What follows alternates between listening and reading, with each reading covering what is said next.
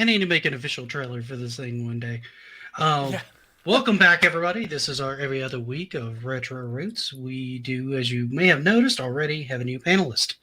So we're going to go around the room to start and just kind of let I'm so happy I'm the new panelist. Thank you for having me. This is so great, guys. Really. Oh, nobody cares about you anymore. You're always here. You're not the only one. Both me and you are noobs.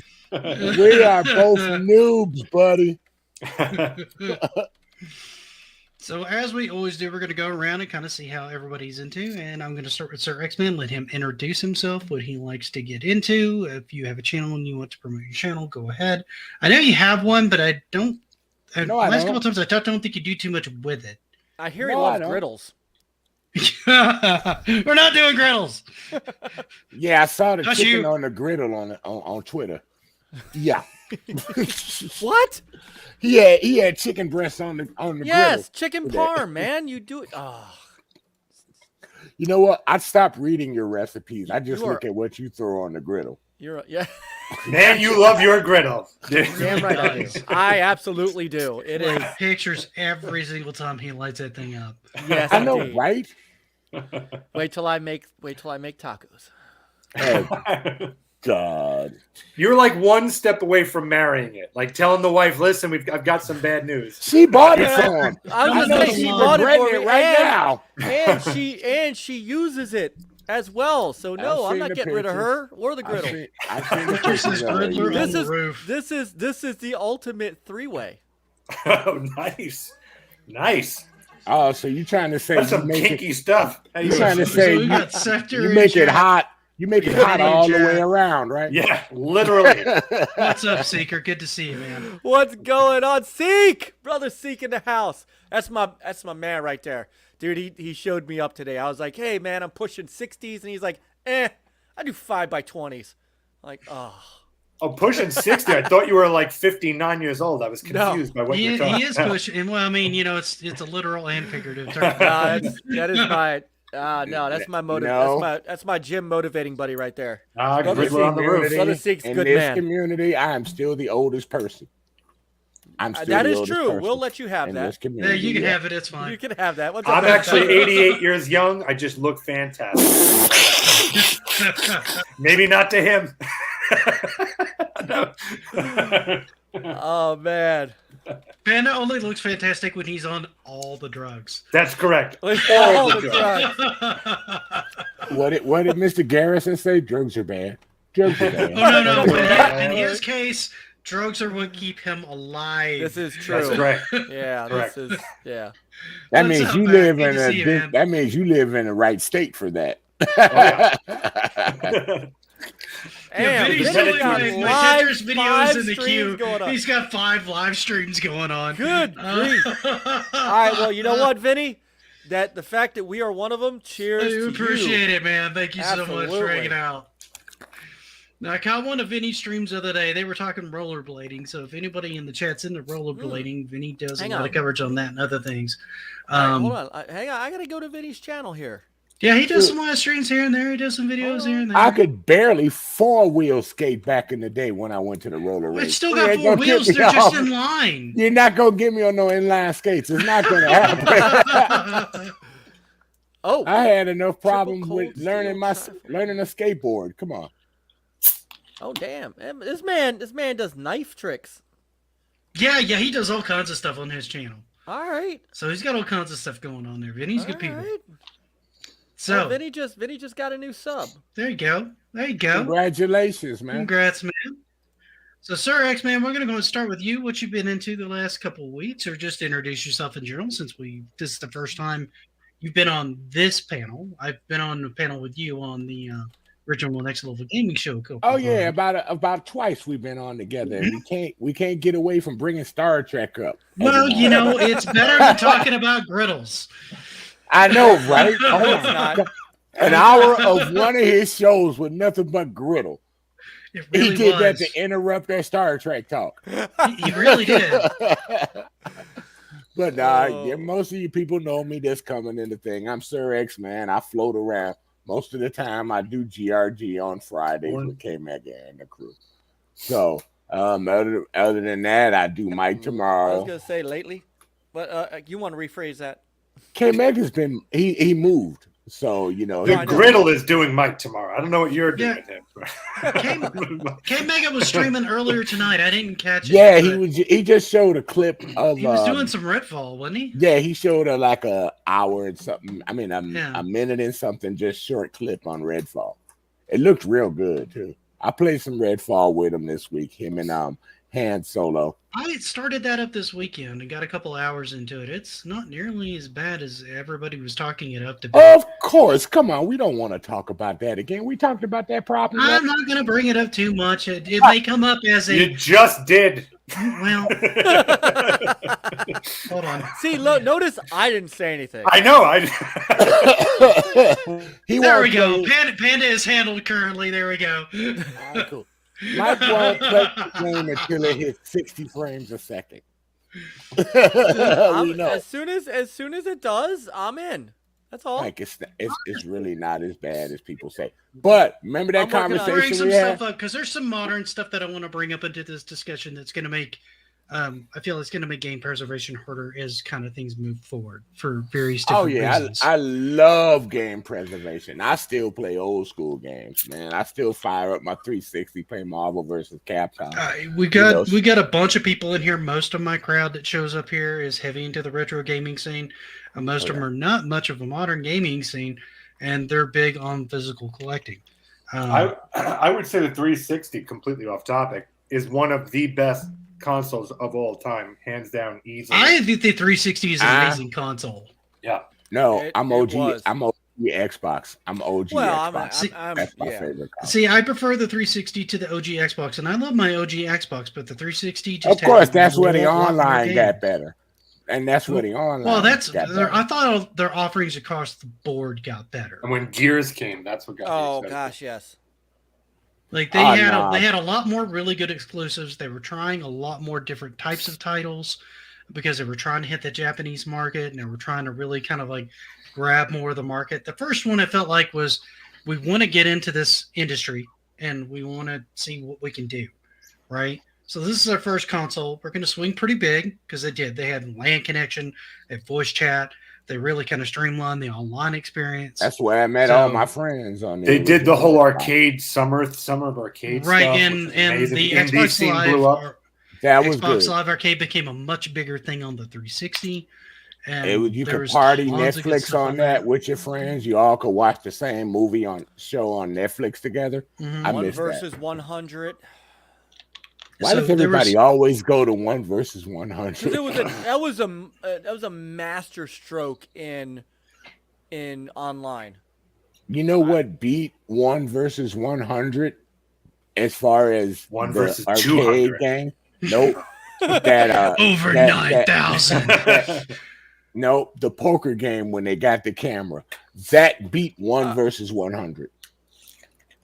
You talking about World Championship? The World? No. I never messed with the Dreamcast online service. I never had really. I didn't really feel like the internet was old enough to really do anything with it. I had SegaNet. Yeah, we'll see. A lot of people played Phantasy Star on that. No, it worked great. Oh yeah, that's how SegaNet worked great. I played Phantasy Star Online. I played Outrigger. I played what else was there? Virtual On was. I love Virtual On. I got that on my Xbox One, backwards compatible. I had a lot of fun on SegaNet. SegaNet was fantastic. It wasn't all broadband, Scepter. You could use the 56K modem. Yeah, that's what I remember the Dreamcast working on. I just never used the 56K modem on it. My internet was kind of bad for a long time. The broadband adapter really only you had to pay for it. Yeah. Well, it was really only out in Japan. I mean, I had to import mine. Yeah. Once I had it, it was great. But I used the 56K modem for a very long time. Show off. Yeah, 56K wasn't too terrible. It looks like Scrambles has popped in. It's good to see you, Scrambles. Bourne says my volume is low. Hang on a second. You seem a little bit better now. Oh, hold on. Let me see why. No, check. That's weird. Yeah, you seem okay on my end. You sound fine to me. Yeah. Okay. All right. But my favorite game on that system, the Dreamcast, is to bring it up. Power Stones. Power Stone. Power Stone was a great series. Short Soul lived, but fun. Soul Calibur, what they Yes. rated as better than the arcade version. I That honestly game thought it is- was better than the arcade version. I thought it looked better. Oh yeah, it was way better than the arcade version. I was like, it looked night and day, dude. And don't forget Metropolitan Street Racing. I put so much time. Oh yes. And then the final one was Marvel versus Capcom. I opened up and unlocked everything in that game. NBC2 was one of my big games on the Dreamcast. It's still my favorite. I got it on my. Yeah, it's on my a Xbox great One. game. Oh, It's a I got it great on a game. 360. Cousin Born, Looney Tunes Space Race, so good, so Yeah, he good. was trying to get me to stream that one for a while, and I found it, but I never did end up streaming it. I streamed I that still- as part of a Dreamcast night. I streamed some of that a few months back, along with Wacky Racers. Yeah, Wacky Oh Races God, I is remember really that fun. game. Oh my God. So I still have. Oh, my favorite. I still got a copy of it. Star Gladiator. Bill Steen. Star Gladiator. I don't think I've ever That's heard the of Star one I want to Gladiator. send you, Mike. The fighting game. Okay, because I don't think I I have got that two one. copies. Oh, but So that before one we was a great derail for fighter. too Me much and my longer- son. Oh, this is retro. Hold on, this You is went retro. there. You went there. This is. I was going to get around to what everybody else had been doing. Oh. Oh, my bad. Well, We're blame still Mike on to and that the gri- part. Blame Mike and the griddle again for just. I changing said the nothing about the damn conversation. You will, sir. You will. You know, Nick, Yeah, I've he never was. asked you. Your accent is so thick. Is that New Jersey? I suspect that No. No, Tennessee. Australian. Are you from Australia? Tennessee. That's weird. I would have never thought that. That's a strange. Well, That's I not a I knife. moved from Tennessee to That's Buffalo, a New knife. York, and then out to Colorado. Ah, okay. So my accent is butchered in ways that most people go, "What the fuck?" Where did you spend? hey, Language. where did you spend most of your childhood? Oh, That's Tennessee. where you got your accent. New Okay, Jersey. that's- Sounds good. Okay.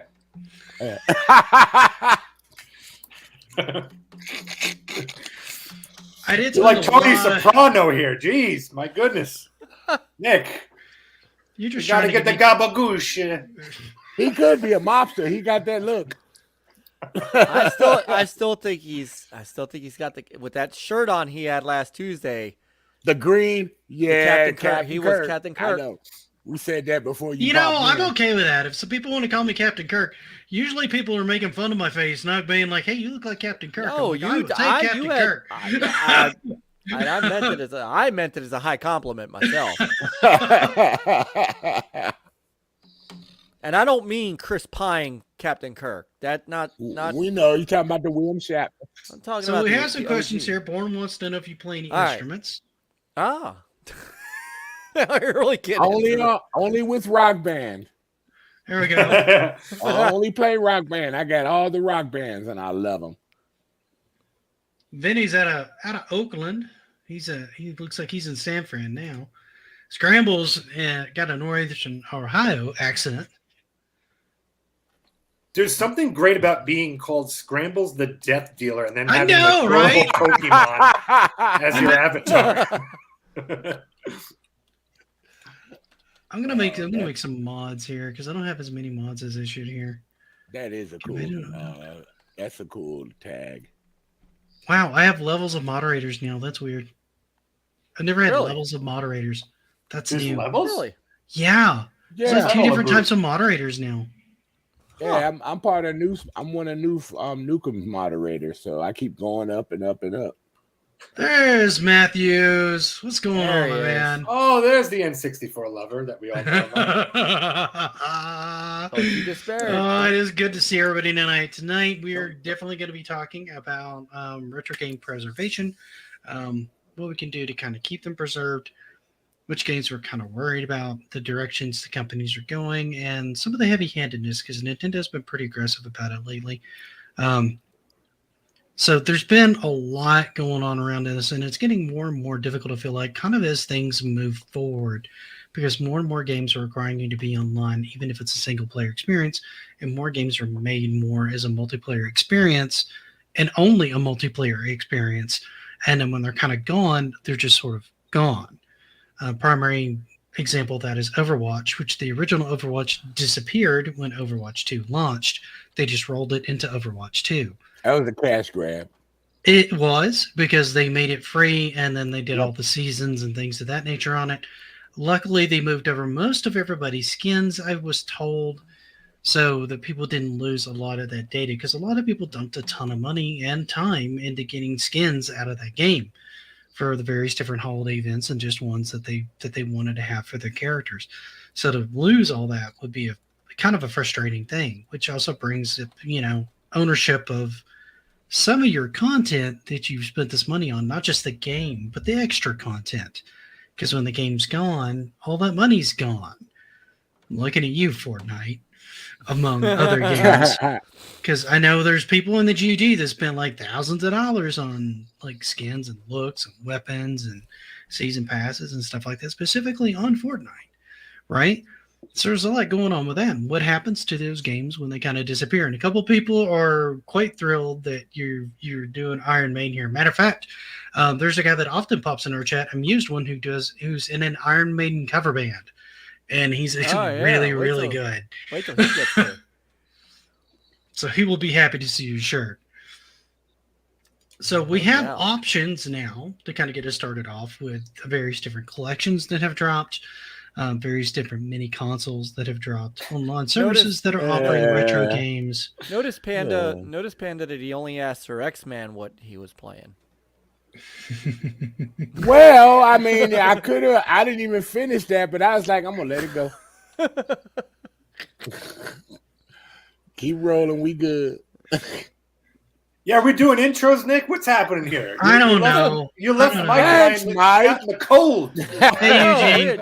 In the cold. Fine. Before we get too deep into this, I'm going to go right into my southern accent, so you guys can have a Oh southern my God, it's like accent taken tonight. back to the mean streets of Jersey. How you doing? Hey, gonna get it, my Hey. shit. Hey. I'm a geek story. That way. Hey. Fucking A. Hey. I'm doing history here. Yeah, I was just about to say. Putting up All I know videos here. All I know is our gas prices for our vehicles are way cheaper in Tennessee than most any other place in the country. Oh, that's good. Oh, you don't have, you don't, You you need don't it have. if you got to drive across that state, man. That's Freaking true. heck. I know, right? Oh my God. If you're going north and south, you're fine. If you got to go east to west, you're hosed. I know. If you got to go up to Chicago, you hoes too. That's Illinois true. That's is brutal. So, Panda, what have you been doing? What's going on? You How skipped doing? Mike. That's okay. He'd be all right. Actually, really fun. I actually had Mike, Retro Advisory Board, and Matthews on, Master Debaters. What a great time we had. That episode is actually out now on Panda. I noticed you didn't get me on with Matthews. Well, that's just the first two episodes. I'm having a whole bunch of new people on in the next ones. But that was an amazingly good time. So definitely check that out. It was a lot of fun. And I still got to catch up on that one. I have not clicked on that one yet. I didn't even see it drop. I'm like, damn it. Now I feel like a shit, which is usual. So that's language, Nick. Language. Yeah, My goodness. It's fine. It's fine. I feel like a poopy head. This is There we his, go. this is his Potty other mouth. channel. He can. Yeah, this is his rated. This is his rated R channel. I feel like a poopy head. There. Like a poopy Potty head. mouth. So, Potty Retro mouth. But other Advisory than that- Board, Carla, Carla! 1968 Camaro is in the chat. Thank you guys so much for popping in. Rab. And Eugene, I don't know if I said it emphatically enough, but thank you so much for popping in. See, So, Matthews did he did redeem himself. He said, and since you brought it up, Dreamcast over N64. That's the right answer. Well, I honestly, want I'll to- kind of agree with that. I liked the Dreamcast better than the N64. That's Well, the here's right what I'm going to say. Maybe on the second episode of Master Debaters, we might have Mr. Matthews actually admit to some N64 love. That might actually be a thing. So that's going to come out in another week or two. So maybe we got him to say it finally. Maybe. I'm shoveling that Jersey trash. Hey. My God, it's like I'm in an Italian restaurant. Look at it. I just feel the ambient. Bottle of red, You got Billy Joel bottle of singing. white. Wow. It's Start talking, Nick. Wow. So, Mike, what you been into, man? Jedi Survivor. That's been my jam. It kind of has, and it's kind of had you ready to throw a controller because it goes down Yes. to 1 frame a second. Yes, but once I got past, yeah. So it's rough in places for sure. But it What's up, is Retro? it is a very very good. That's too good of a comment. Oh, I love that. That One day That is we're going to good. get our rights. That's what I'll tell you. One day. Oh my. Yeah, Jedi Survivor was great. I still haven't That's- messed with Fallen Order, so I haven't booted that one up. Did you beat it yet? What? The Jedi. What's up, Henry? I have not beaten Jedi Survivor yet. I'm about Oh, okay. 7 hours in, I think. Did 'Cause they I'm playing fix on- all your frustration? I got past a Rancor. I made a YouTube short about it. It was good. I am kind of Mike. moseying through the story now. So I have a question for you, Mike. Let's say, I don't know why it would happen, but let's say you get to the next level and the main boss is a griddle. What would you be torn? Could you actually defeat it, or would you just like put the controller down and go, "You win, griddle. You win." What would you do? The Rancor This is a griddle. hot topic. The Rancor I would- griddle monster. right? What would you do, man? What would I do? I would ask it. I would ask it if I could do smash burgers. Ooh. Okay, so you would talk to it. You I wouldn't would. fight I it. would have no. I'd have a discussion with it and see if I Would could you utilize press it. X to make love to it? Would there be a quick time event I would press in any scenario? where no you- at X to light it. So Oh, we, okay, So we excellent, need yeah. you're saying we need like a griddle character in Mass Effect so he can romance his griddle. Is that what Oh you're saying? my God, that'd be so I good. am not lighting your griddle, bro. I'm not lighting your griddle, son. Maybe you can light. Maybe you can light my griddle. Oh Lord. Oh, That Lord. famous Rolling Stones song. Light my griddle. by the way, if you guys haven't checked it out, Mr. Matthews has a new series he's starting going into a lot of his Game Boy library. So if you were ever a fan that of come the out Game already? Boy, yeah, the first one at least dropped.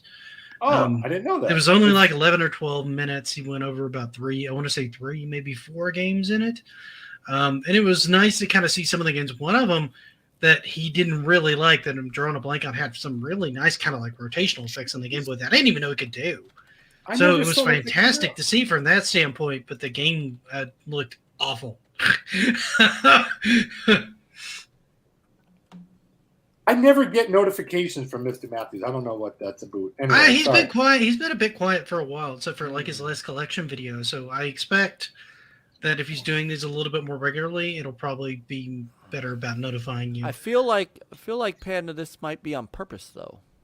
Well, maybe he may have blocked me. That is potentially accurate.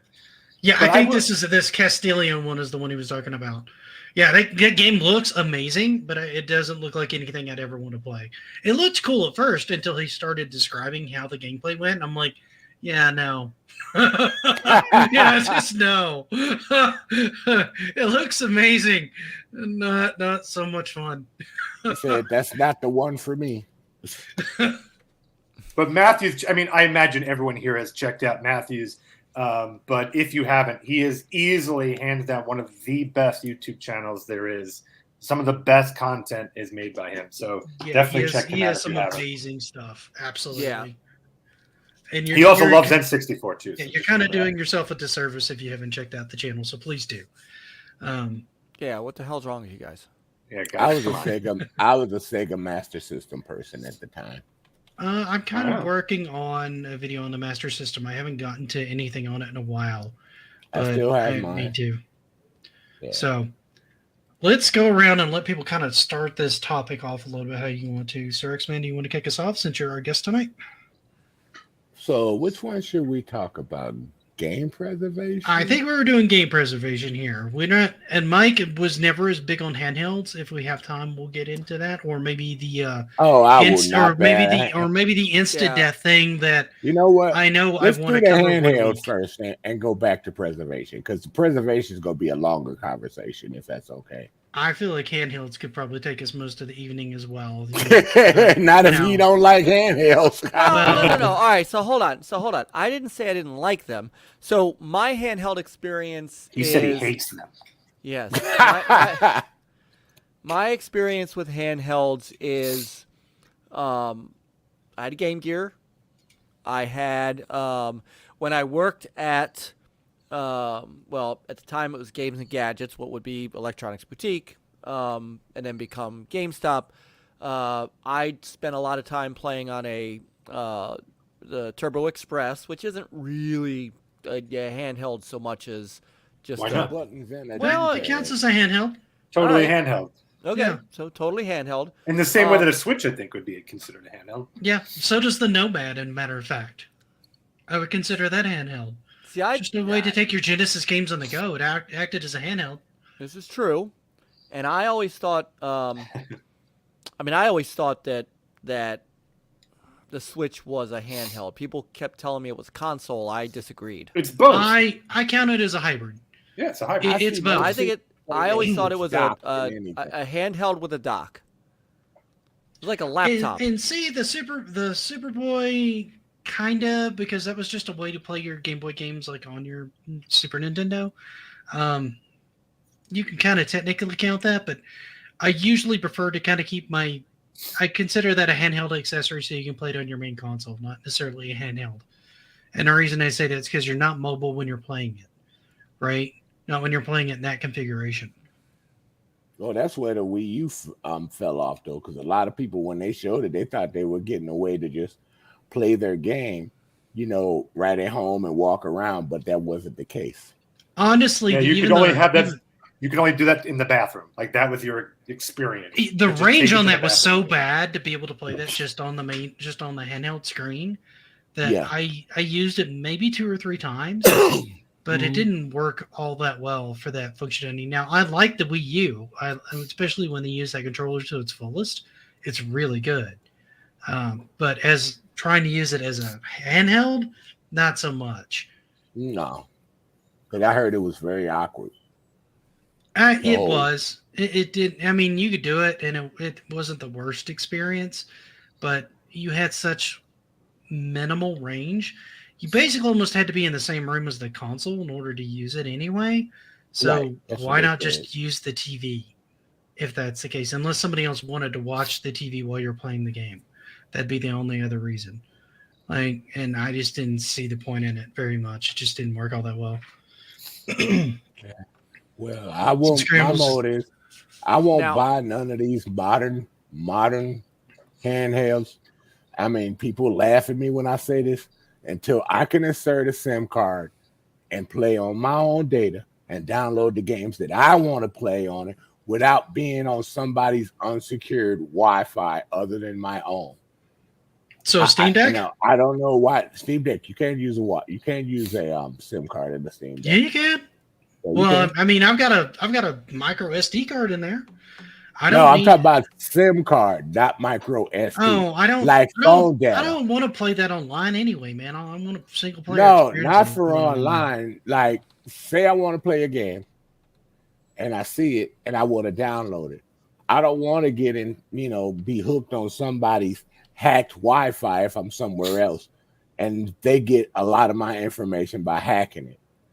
I feel it's better. I imagine there'll be a version of that at some point. I mean, that's just kind of like I think the only reason they didn't put it in the Steam Deck, honestly, was one, they didn't want to try to do a deal with like phone companies, and they wanted to keep the cost of the unit down.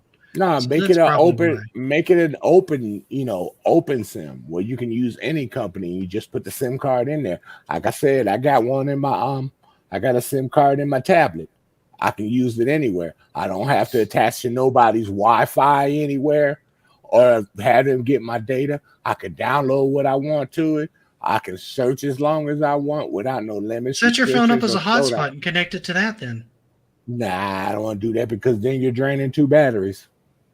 Come on. Because when you use a hotspot, your battery drains faster. I understand that. On your Trust me, phone. I kind of lived that way in a rural area using 5G for Wi-Fi for a long Yeah. time. So you know what I'm Mars is talking saying about. his bedroom is directly above the living room, so you could take the Wii U up there. That actually works. That's cool. Born So is that's like talking. I would love to know what he's talking about. I never fully understand. Kinda Okay. like I he never used to really be know what teasing. Bourne's talking about, and less so tonight.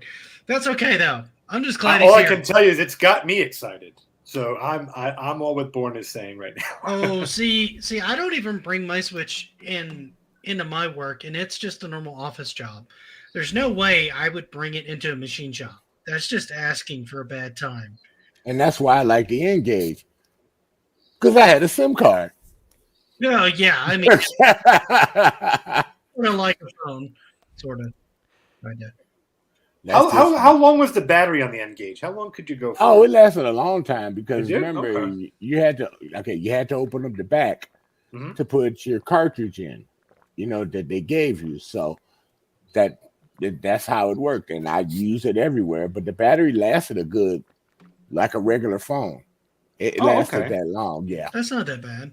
no, That's great. I mean, even most modern phones are only going to last you a couple hours if you're playing like a pretty intensive game on it. Yeah. Like if you bring more of the modern games into it, like Genshin Impact or AFK Arena or any of those, you're going to drain your battery pretty quick when you're playing a game on a phone. Technically, Even the a modern phone. Engage was an innovator because you had a true phone where you could play a full game on. Yeah. It was the innovator. Yeah. So you got to respect that. No, I respect it. It's just not anything that I wanted, particularly since I think you had to basically you had to just open the back of the unit, pull the battery to change out it. the game. Yeah, it's kind of weird. That didn't bother me. But that didn't bother me. It's like anything. Once you get used to doing something, it's not hard. I don't want to pull the battery out of my device in order to change the game. It's a weird placement. Well, remember back in the day, you used to have to switch batteries in a phone. It ain't like it is today, where it's locked up and sealed and you can't switch it. True. Nowadays, I wish you could switch batteries. Seeker made a comment about the Ally. That's Republic of Gamers' new handheld unit that's coming out. And I'm tempted to pick that up as well, mostly because it's running Windows 11, which means you can run a lot more on it than you can on the Steam Deck. Yeah, I'm not averse to Linux, but there's certain things on it that don't run well, primarily because it's Linux and they haven't made a Linux client. The new Jesus is running on Windows too. Yeah. So and the Steam Deck, I actually really like my Steam Deck. I use it almost as much for emulation as I do anything else. Mm-hmm. And I use it when I'm chilling around the house all the time. Sometimes I'll be on calls and I use it and things like that. If I'm going somewhere and I'm going to be sitting in like a lobby or something for a while, I'll bring it with me sometimes. It's a little bit big for just out of pocket carry. It's because it's a little bit bigger than the Switch when you're kind of trying to transport around. But if you have a backpack or something, you just throw it in the backpack, you're usually pretty good. It's normally not that big of a deal. Well, I got Game Pass, so most of the time I don't have a problem. I play my games on my phone and hook up and just plug in my Razer Kishi. I don't have a problem where I go in this I love area. my Razer Kishi. See, I never really messed with the Razer I Kishi. did not know you had one, so you do he's play had one for portable. a long time. Technically, that means you do play portable games. Well, so what I do is I use RetroRoots on my phone. And so to an extent, yes, it's almost like having an Evercade. So. Thank you.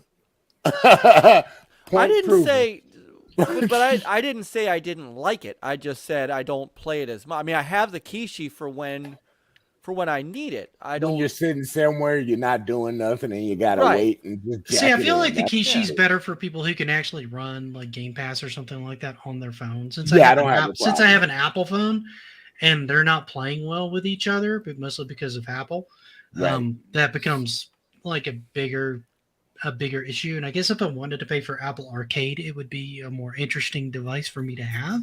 But I don't feel the need to pay for that, quite frankly. Yeah.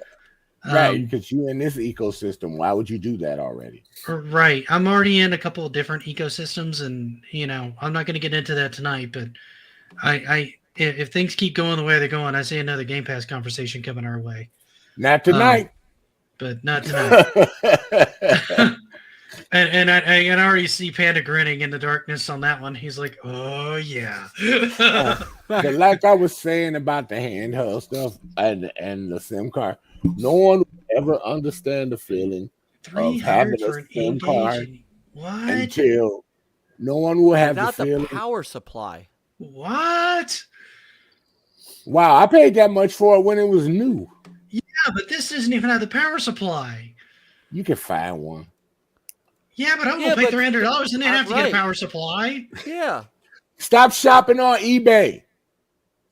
Couldn't even see the quality of the system. What the heck? He Yeah. was in a used game store. It wasn't eBay. Hey, and just think about this: if you get one, you have to find an old SIM card that'll work with that. I saw one for $70. Engage. Vinny that wants to guy's- do a Street Fighter 30th anniversary Switch tournament. I don't think I have it on Switch, man. I've got it on Steam, but I don't have it on Switch. It's on Xbox too. I have it. Oh, it's on everything. I haven't picked it up on anything other than Steam.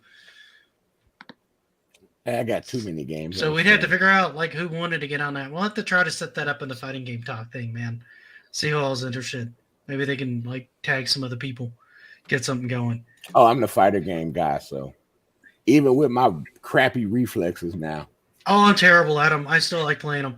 What happens Yeah. if Game Pass goes to the Switch? I have honestly thought that, That would be a something huge move. That would be a very positive direction. I honestly don't see it being that bad of an idea because Microsoft doesn't. Where is it a bad idea? Yeah, Microsoft No. doesn't care. No, And- and Nintendo has been friendly with them. Right. They've had a pretty good working relationship for the last couple of years. Well, I think there is a very unspoken both of them.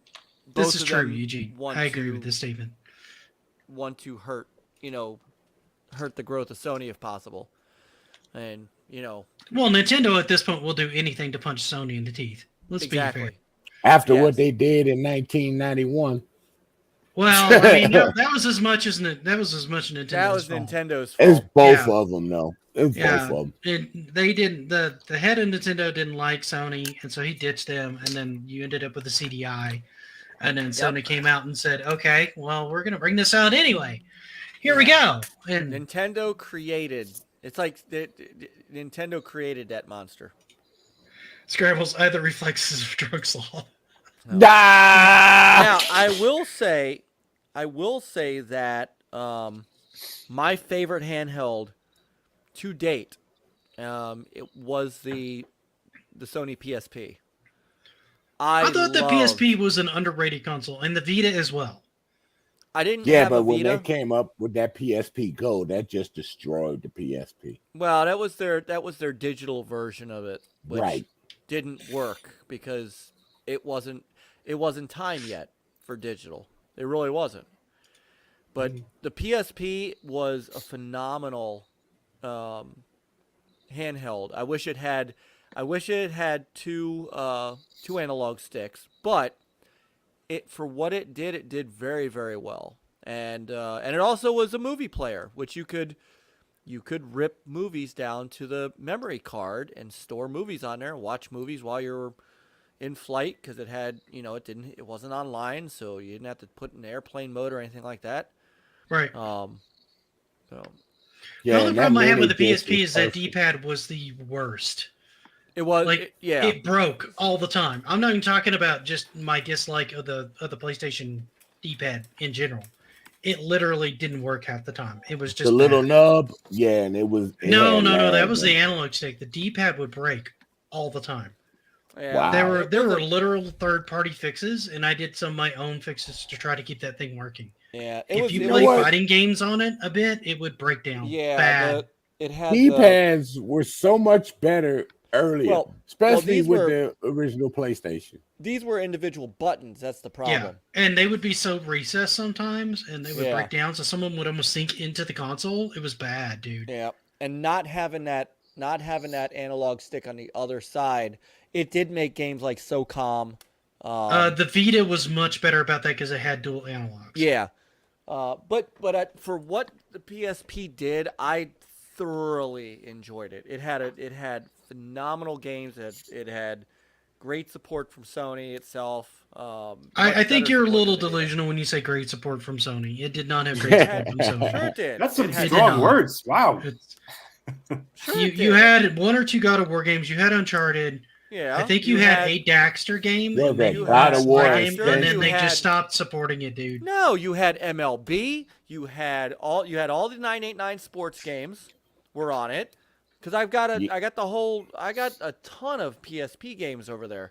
Uncharted but- wasn't on PSP. It But was they on did Vita. port Burnout. They did. I've port not Burnout heard over of this there. annual AO Neo. I can't even pronounce that right. Eoneo. Mix of Ally and Steam Deck pads. That's kind of cool. It was on the PSP2, Panda, Uncharted. PSP 2? Yeah, there was I guess what became the Vita. I think there were 3 of So them. we wasn't there? are getting into game preservation at some point tonight, guys. We're just kind of lost in the handheld market because we kind of got derailed. I thought we were doing game preservation, then we got like I'm ready to Like talk West Side game Gadgets and preservation when handheld. you are. Yep. so. they did. Yeah, well, that was X's fault. He said he wanted to talk about handhelds. Yeah, because I told you it was going to be quick. See, I could do a whole 2 hours. The of that. Virtual Boy counts as a handheld, and that's easily the greatest handheld of all time. Debate No. me. I No, want to the see you greatest using this handheld- thing as a handheld. This would be the funniest thing ever. No, Just the the greatest sheer amount handheld. Duct tape you would Was- need to keep this thing on your face.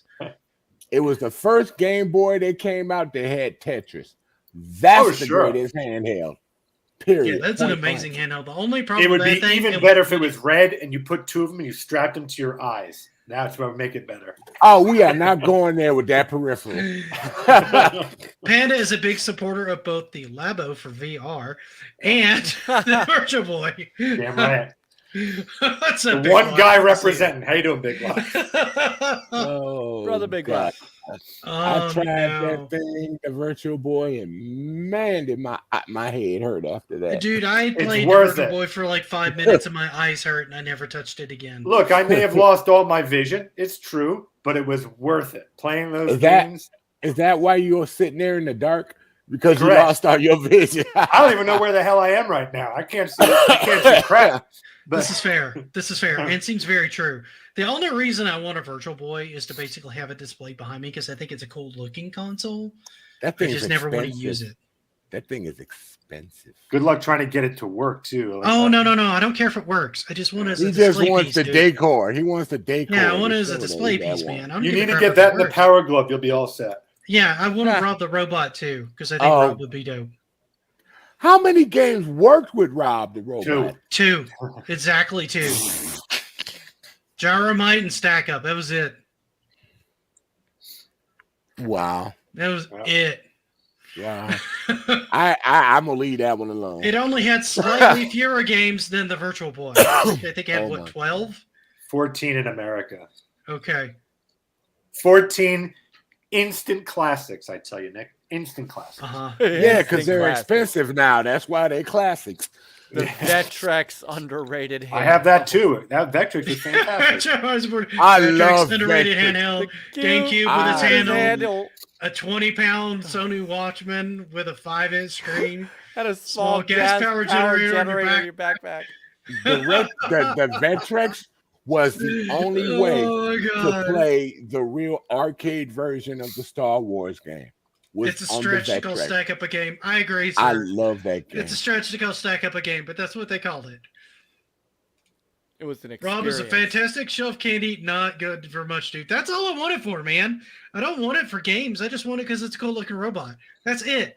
You Oh, you guys are overestimating what I want these things to do. I want PS them on there that. because they look nice and I think they're cool looking, not because I think they play games well or had good games on them.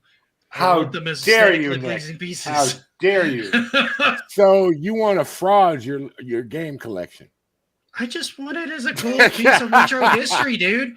Like I've seen the Power Glove made into like a desk lamp, and honestly, it's the best use for a Power Glove I've ever seen. I didn't know there was really any use for a Power Glove. Except And there is when for- you make it a lamp. But on the Vectrex, real quick, there's a game that I loved so much in the arcade back in the day that the Vectrex was the only one that could do. It was my favorite game, Star Castle. I love Star Castle so much, man. But Was nobody Star ever. Castle I was love Star Castle on the Vectrex? Cinnabuddy, thank you for I coming think by so. and Yes, subscribing. you about to check it out. I know you're looking, No, Mike. I it's know no you. slight I'm duress. not. No. I think it was. I think it was. Yeah. And I'm not saying it to say you're wrong. I'm legitimately curious because That was Thinky my Scrambles. favorite arcade game back then when they were doing arcade. because games. that would be the perfect system to do it on, the way the Vectrex Yep. worked. And sure enough, yes, it was. I gotta find me a Vectrex and find that cartridge. I'm gonna pay big money for that, but I gotta have it. I gotta have it. You have to have it.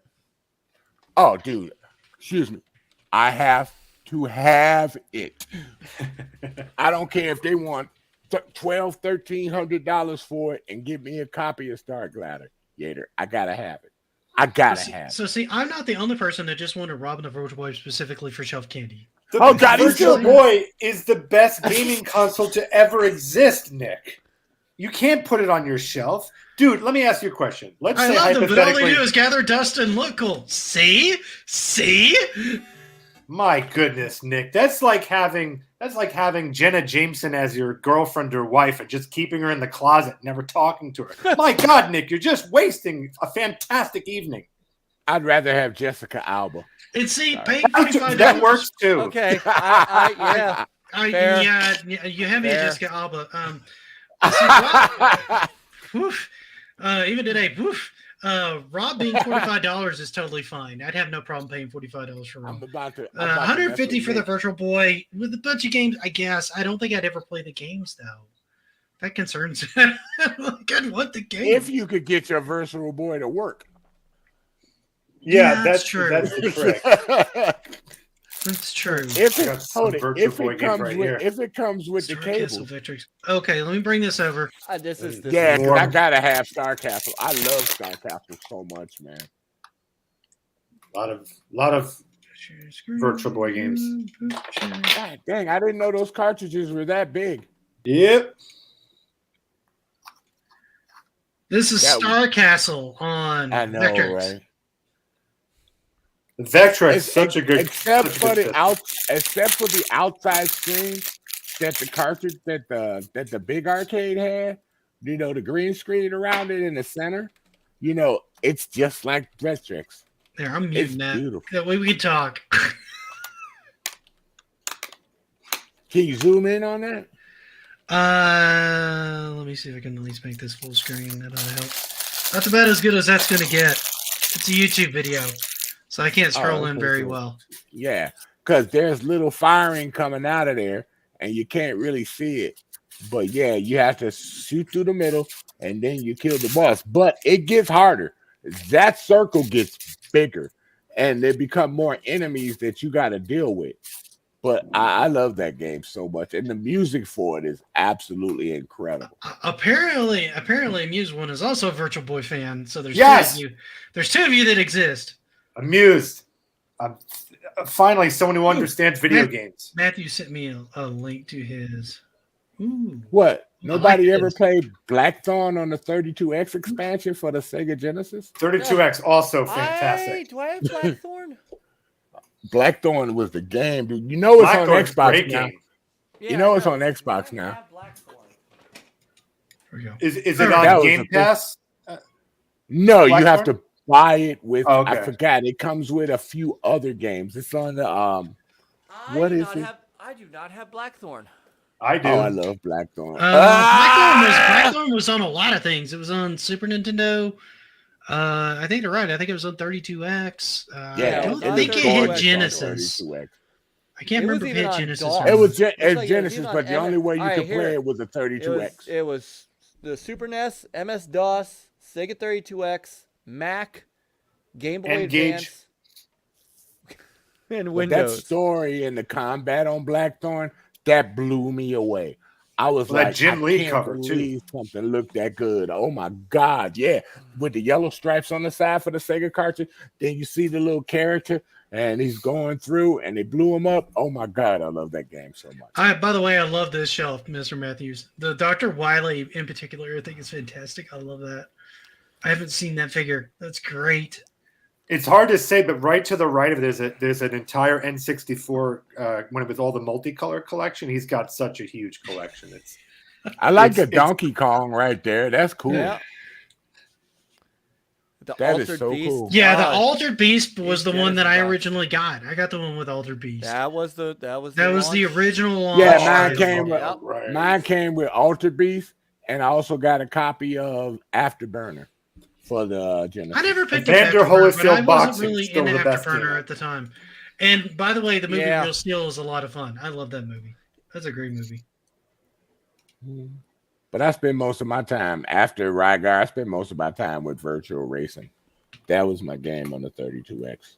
That was a good port. Yeah, it love was. That was a 32X. good port. A lot of people didn't really like the Sega CD too much, except for that Sonic game. Loved That's- well, that's the best. I that's the had a best couple Sonic of game things. There was like a Lunar that was on there that I really Lunar, enjoyed. the Silver Star Story. Yeah, And I don't care what people say. I like you Sewer can say Shark. what you want about it, but I like I Sewer like Shark. Sewer Shark. I I like love Sewer Sewer Shark. I Shark. beat Sewer Shark. I had a blast with Sewer Shark. I love Sewer Yeah. Shark. I still play Sewer Shark to this day. I still play Sewer Shark. I play Cobra Command, and I play Road Avenger. Oh, Road Avenger was hot, Those dude. are, and I still play, and I still love Sylpheed. What I tell you what, you want to talk about missed opportunities. The knock on the Sega CD was that many of the games were just Genesis games with with new soundtracks, and that's not an incorrect statement. In fact, one of the one of the pack-in titles was Soul Feast, which was just the Genesis version of Soul Dees with a kick-ass soundtrack, but with a See, CD when I got soundtrack. it came with Sewer Shark. Correct, but that was That came that with was that came the with second. the launch. That was the second one. That was the one with that was the side compartment. The Right, side that's the compartment first one. time I saw it. I never saw the the bottom original. No, the first one was a front-loading disc. I'll pick up a picture for you. one. No, I've seen it before. I never saw that one in the store though. That's the one I had, and it came with Soul Feast. It came with Sherlock Holmes, and I might still have them. I'll have to go look. Sherlock Holmes, Consulting Detective, which was the first full motion video game. And then it came with a 3-pack of Golden Axe, which was a horrible. And see, Amused is a fan of Time Gal. I remember having you play that when you were Time like Gal was real. Time Gal was Time great Gal. looking. I've never heard of it, but what a Time great title. Gal. It was sort of like a Dungeons and Dragons like game, It kind of was like a the Dragon's Road Lair. Avenger It was but Dragon's it- Lair with a girl and with an attractive through anime time. girl in it. yes. That's what it was. Time Time Gal. Gal. Time Gal's issue was the timing of the button presses. Oh, it was not- very pun very intended. difficult. The other one which nobody remembers is Revenge of the Ninja. Was I I the don't think I other ever one. played that. I missed a lot of Sega CD titles. I think I had probably 5 or 6 of them. Yep. Total. I never had a big collection. And I people think they brought a Thunder Force to the 32X too, didn't they? no, but they did bring a Zaxxon. Zaxxon Mother. Oh yeah, I remember the Zaxxon. I- Yeah, it was that one I Zaxxon have. 3D. I remember that one. Yep. I remember Wolf that Team one. was awesome, Scepter. Wolf Team Well, also, Zaxxon 3D was originally like Sega Master System, It right? was, Because that yep. came with a VR. Well, You because could it use was that with a the Sega- VR Let's not talk glasses. Yeah, about Master Zaxxon's a Sega System, title. 'cause That's my favorite, dude. Is Master System. Let's not talk. Um, I still got the light gun. Wolf For Team. my also master. Later did- reviews. Thanks for popping in, later man. reviews. I hope the gig goes good, man. Good luck, Yeah, man. man. No, Wolf Good Team. luck. Wolf Team did some great stuff. The other, and I think one of the most underrated full motion video games on the Sega CD, honestly, was Ground Zero Texas. One of the I most thought you were going to say under- Night Trap for a second. I was like, I'm No, waiting for you to say Night Trap.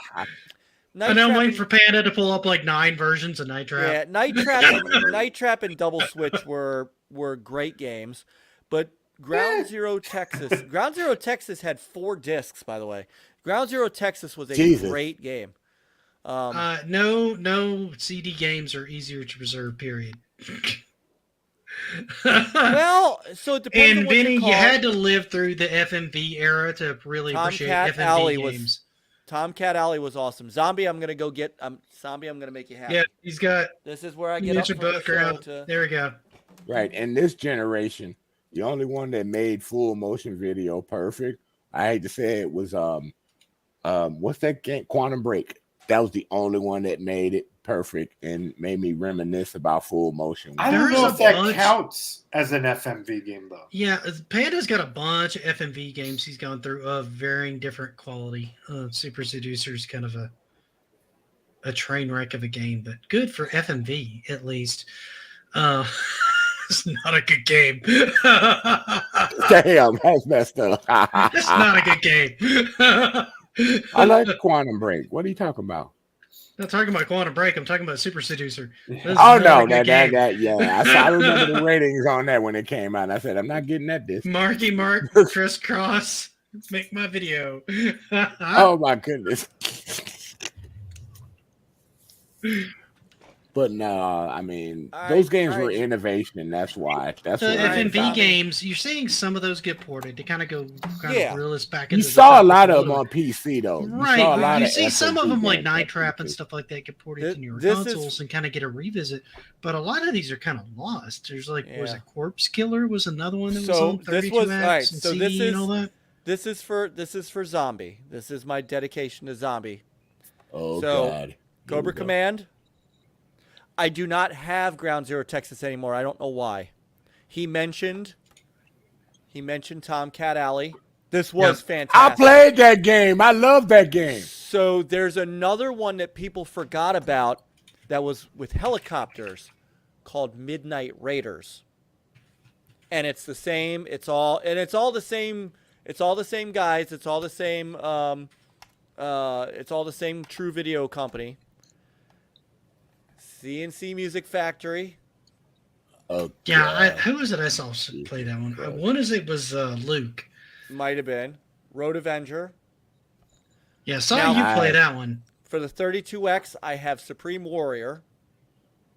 That one that was on 3DO and a couple other systems too, wasn't it? Yes. So was Sewer Shark and stuff.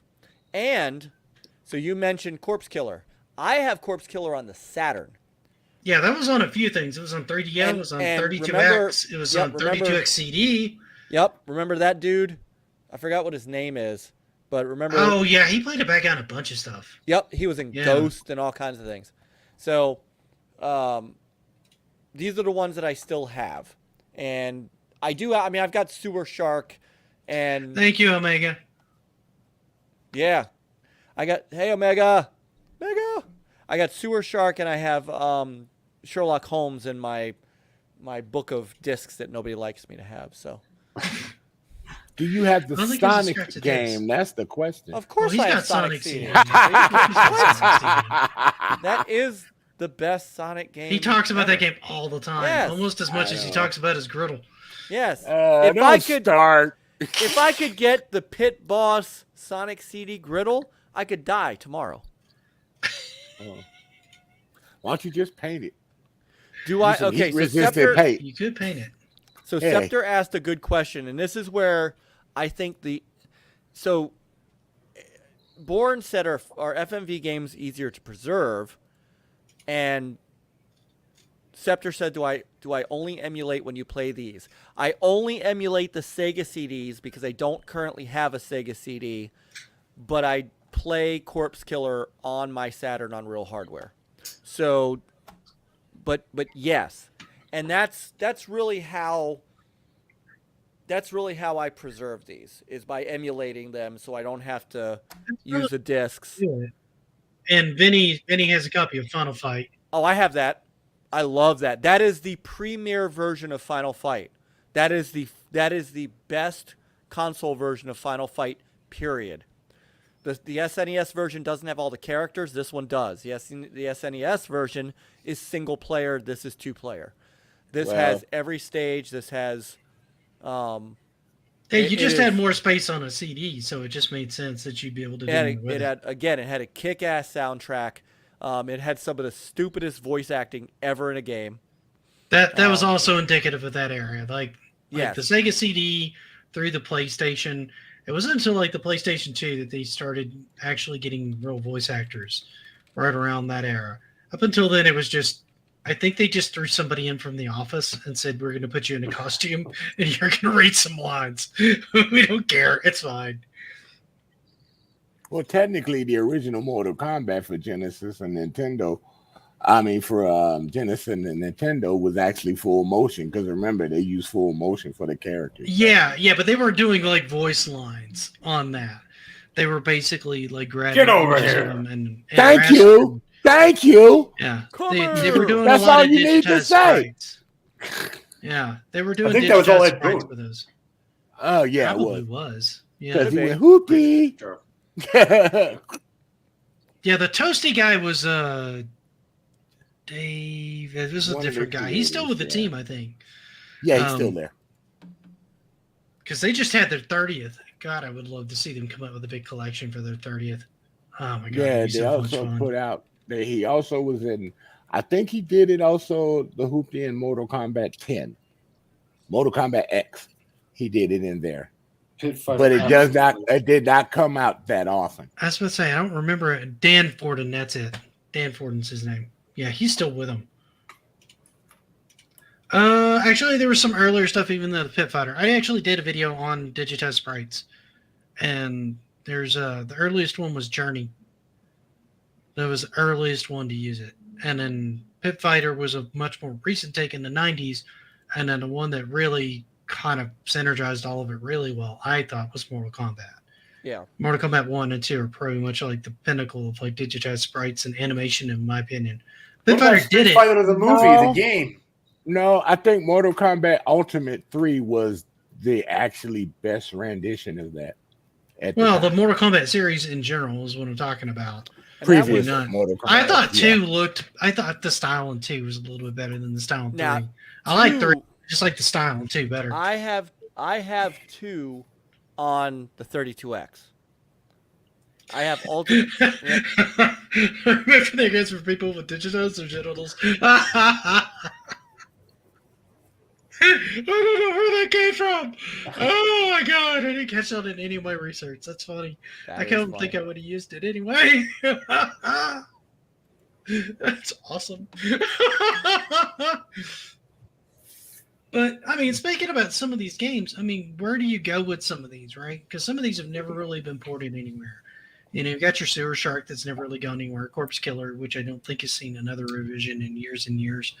A couple of these, like Night Trap, did get ported over to things like the Switch. Yeah. But a lot of the FMV games and a lot of the early CD games are really kind of stuck where they're at. A lot of PlayStation 1 games are in the same boat. I mean, you've got a couple of like really big heavy hitters like Final Fantasy VII that finally got some treatment to kind of preserve that and move it. But what's up, Pace? Good to see you, man. I think the problem is a lot of those older Give it take it games, from the top.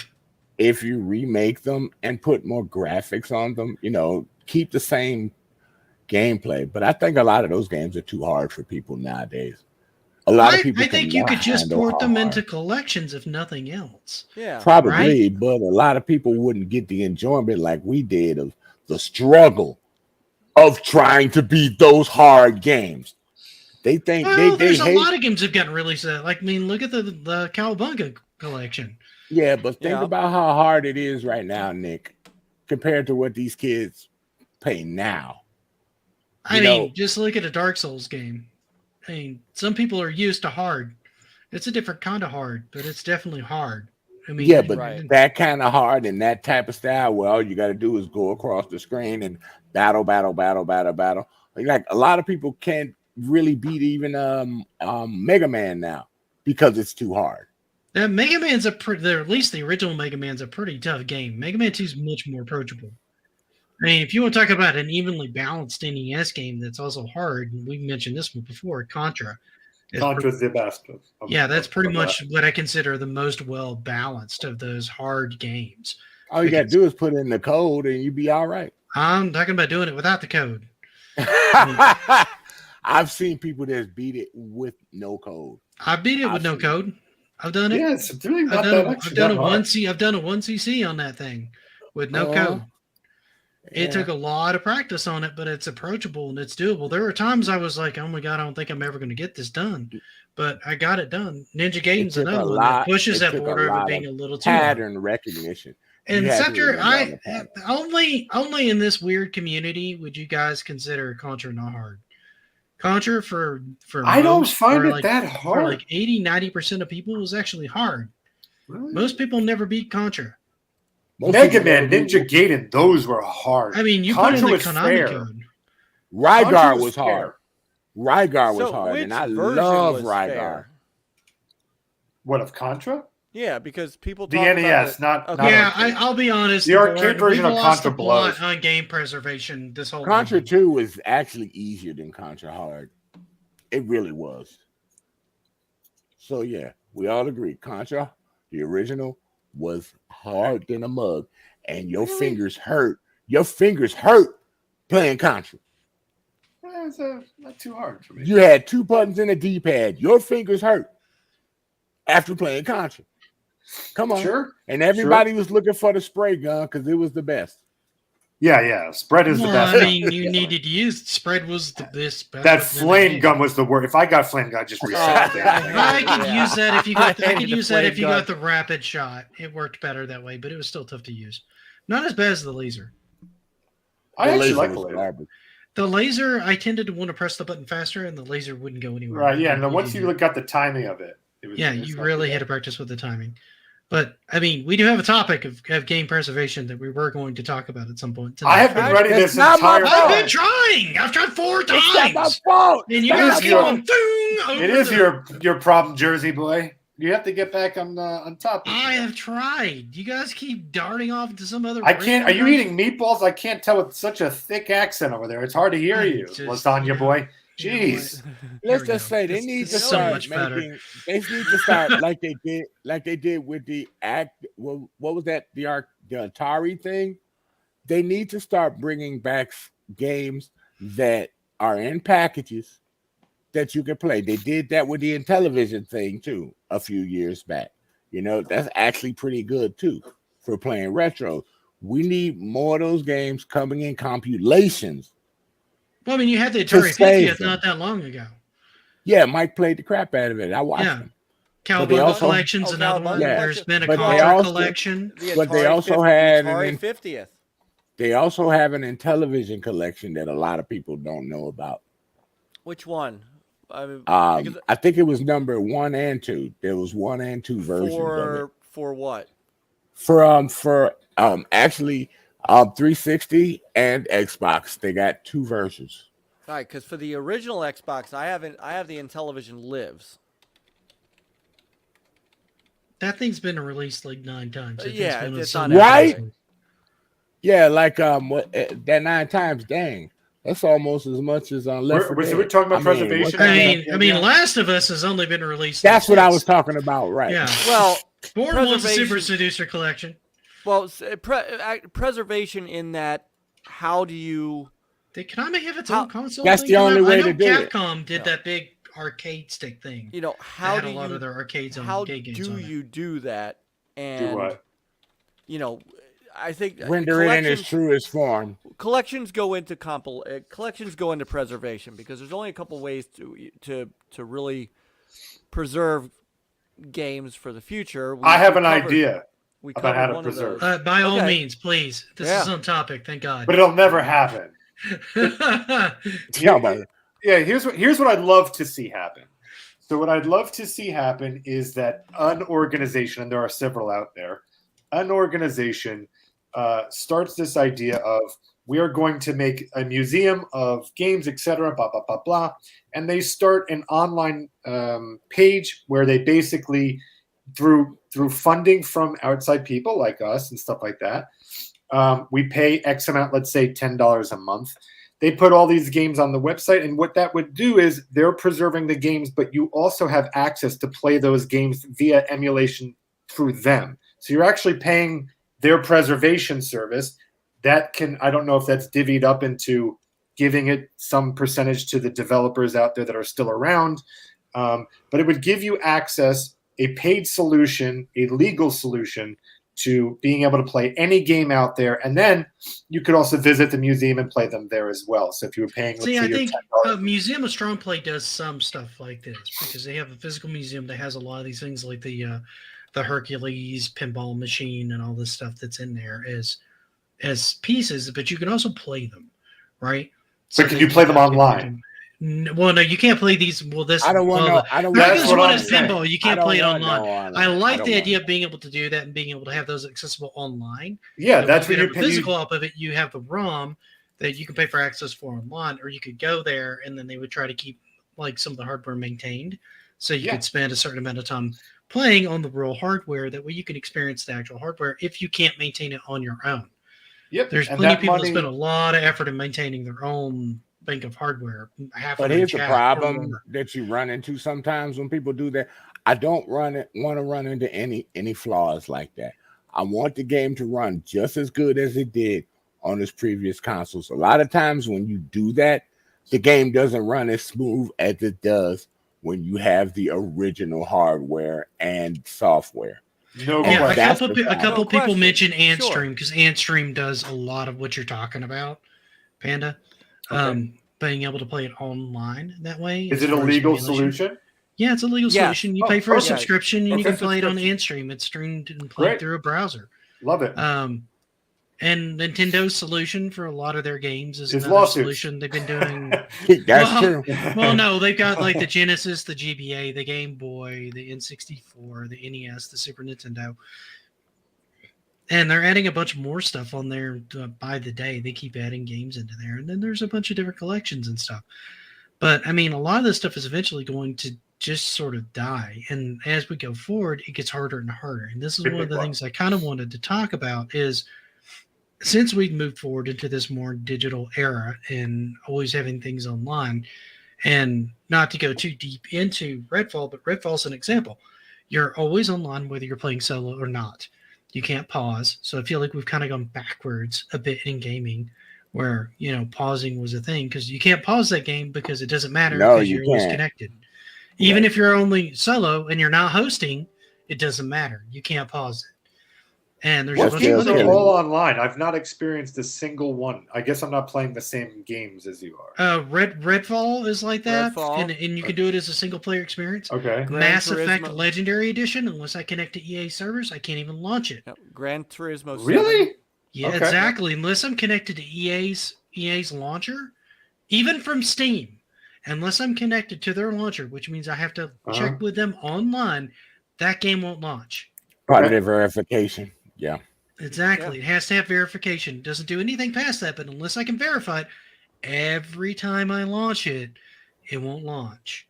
Gran Turismo 7 is online only. Outriders was that way as well. Even if you're playing solo, it doesn't matter. You've still got people in the game with you that you're not grouped in with while you're running around doing missions, and it's not an actual single player experience anymore. I'm getting conflicts real quick. I'm getting back and forth on Mass Effect. Some are saying you do, some are saying you don't. But some are saying you need it only a one-time. Every connection. time I boot that game up, if I'm not logged into EA's thing on my PC, it won't launch. Yeah, See, that's I'm EA. not That's part of EA. EA, and I get in. Yeah, that's EA. Yeah.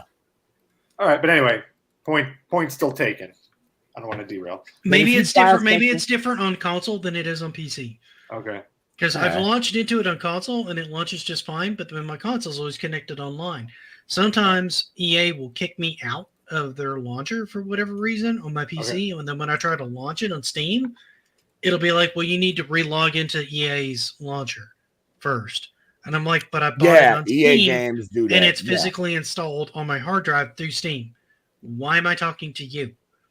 And I had the same thing. Phoenix Immortal Rising.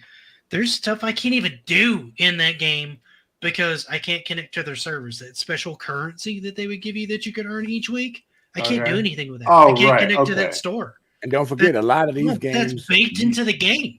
a lot of these games, your saves are based in the cloud. So if you have to try to play that game, I did that once with a game. I forgot which one it was, and all my stuff reset to the beginning, and it went to the hard drive, right? So when I was able to get it back up and running again, my internet came back.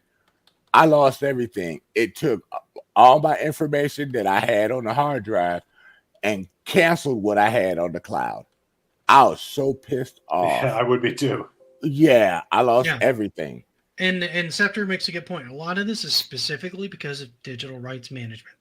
Mm-hmm. And that's become the bane of existence with the modern games. And I know a lot of people, and a lot of people in the GOG be like, what, you're not connected online? Well, I have online outages sometimes.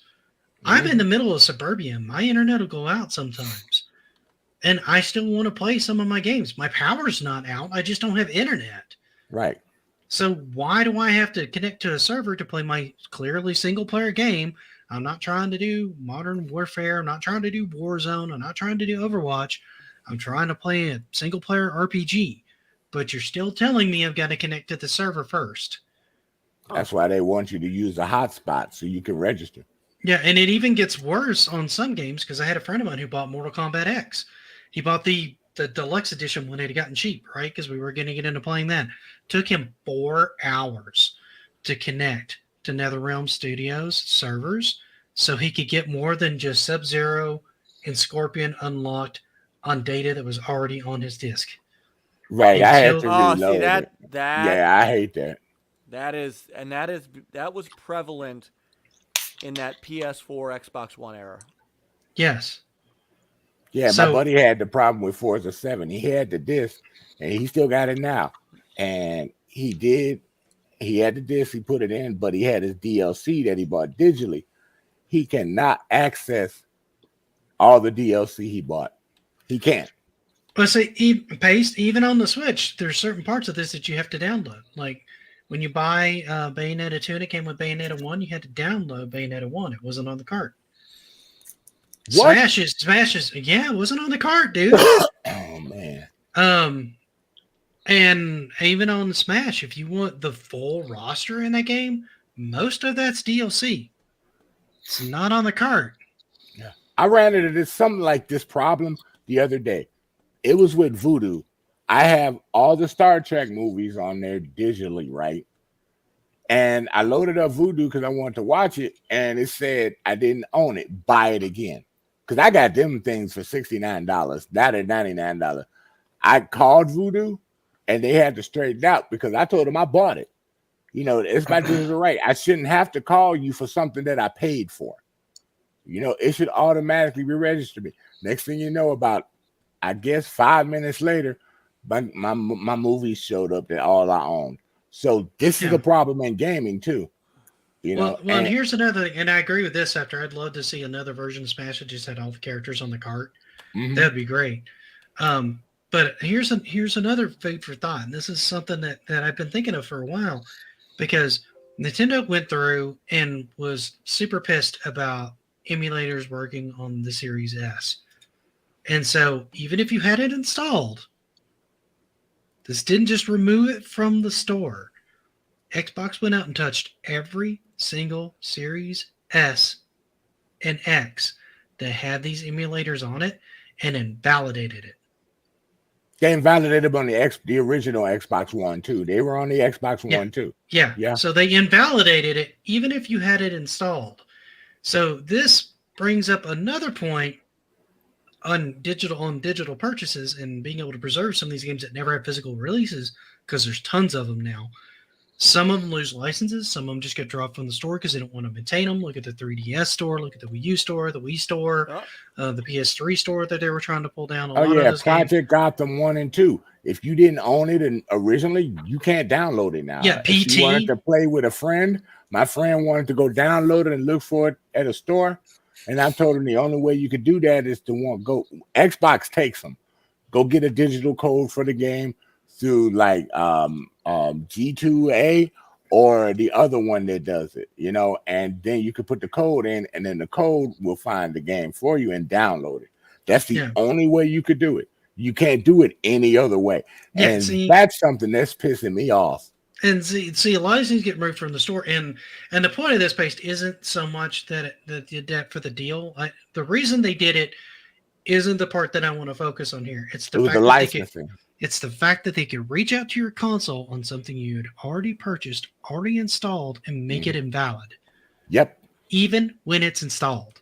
So that means it doesn't matter if you have the game downloaded or not. If they decide that the licensing is there and the licensing agreement goes south on whatever it is, they can go to your console after you've paid your money and tell you it's not valid software anymore.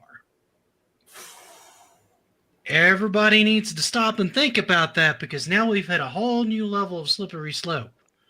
Oh, it's even worse. You loan nothing and be happy, I tell you, Nick. That's what I tell you.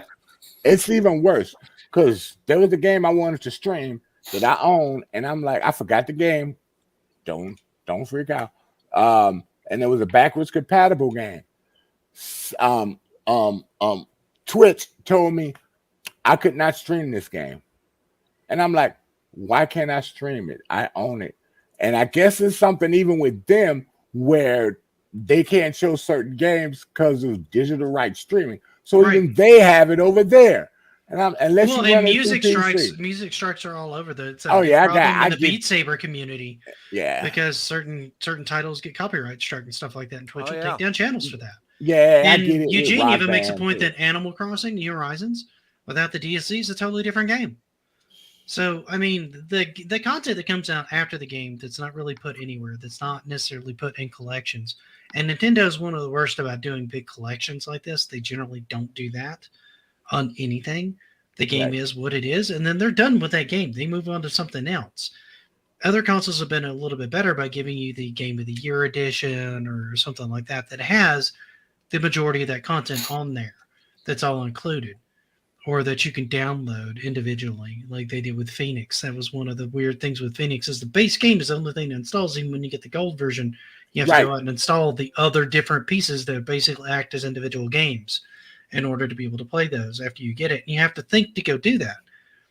And that's the So- problem with a lot of this extra content. The way it's offered to you and the way it's presented to you is often weird, to where Yes. if you're not careful, you're going to miss it.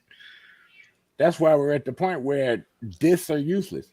Buying a disc is useless. Oh, Well, yeah, If no. you think about it, at this point, because discs are just installers, these guys can also invalidate a physical disc to tell, basically say this disc can't be installed on this system. The main one that I buy physical on now, Yeah. Although Then could Nintendo. the question Yeah. is, can Nintendo? this is Monster Hunter Rise. It's one I happen to just have on my desk. But Switch games are the most complete games that are there, that are in physical. They don't eat up a ton of space. You can store them in a lot of locations, and for the most part, on average, the majority of your game is here. Mm-hmm. They find a way to compress It's it. the so it works. only console that seems to truly give a crap about physical, and I think that's one of the reasons, other than the portability, that is popular. Does it still taste funny? Oh, and yeah, these things taste terrible. You don't want them in your mouth. I've done that on accident, holding one I love cart them. while I was changing out another cart, and I immediately regretted it. I'm like, blah! Not good. But no, they really do need to start preserving some of these games. But how? Even if It Well, has to be like what that's the question. it has to be like how I emulated. said, third party. It's a Right, third party right. museum type Oh. service that has to exist. Or- Someone has to get paid, and that service can get paid. Right, all these consoles could pay for rights for the game, and they know at the times of change, they can transport the purest form of the game into computations. So is They it can Yeah. do that now. so in this third part, and this is where it gets kind of squirrely, because there was a company in the 2000s, in the early 2000s, called GameTap that tried this, and GameTap couldn't keep it up. I would imagine not. Because the man was probably high. Or Well- that. Well, I mean, part of it has to be it needs to be like a nonprofit or somebody that just wants to keep it maintained. That's what I Right, see it right. as. And It's that's a what nonprofit that's what it has organization. to be. And it has to get people behind it that want to donate to it, not just to have access to it, but just want to donate to it. Not only gift games that they have duplicate copies of and stuff like that to help soak some of that cost, but Mhm. also to donate extra money to help keep this stuff accessible for other people and help maintain it, right? It has to be a community effort and somebody that has a passion for it, not just somebody who wants to make a profit off of old games. It'll never last if that's that way, because a lot of that, a lot of the age group that finds this important, at least right now, is aging out of being the main Right. market, right? And we found our own ways to keep and preserve the things that we care about, which, to be fair, most of us are more into cart based games from the older systems. As you start hitting the CD era of games, there is some nostalgia for that, but I find it almost seems to, like Genesis and all that, is kind of where things start to peter off a lot, right? You That's have the your PlayStation. N64. Yeah, N64 as well. Yeah. I mean, it's But Mr. Matthews' favorite console, so I thought I'd You know, just bring it up. well, but you you start know, hitting things like PlayStation and stuff like that, and a lot of people start to kind of taper off a little bit as far as really But wanting to collect those as hardcore as they did some of the others, right? but the biggest disc system at the time that still people want is Dreamcast games.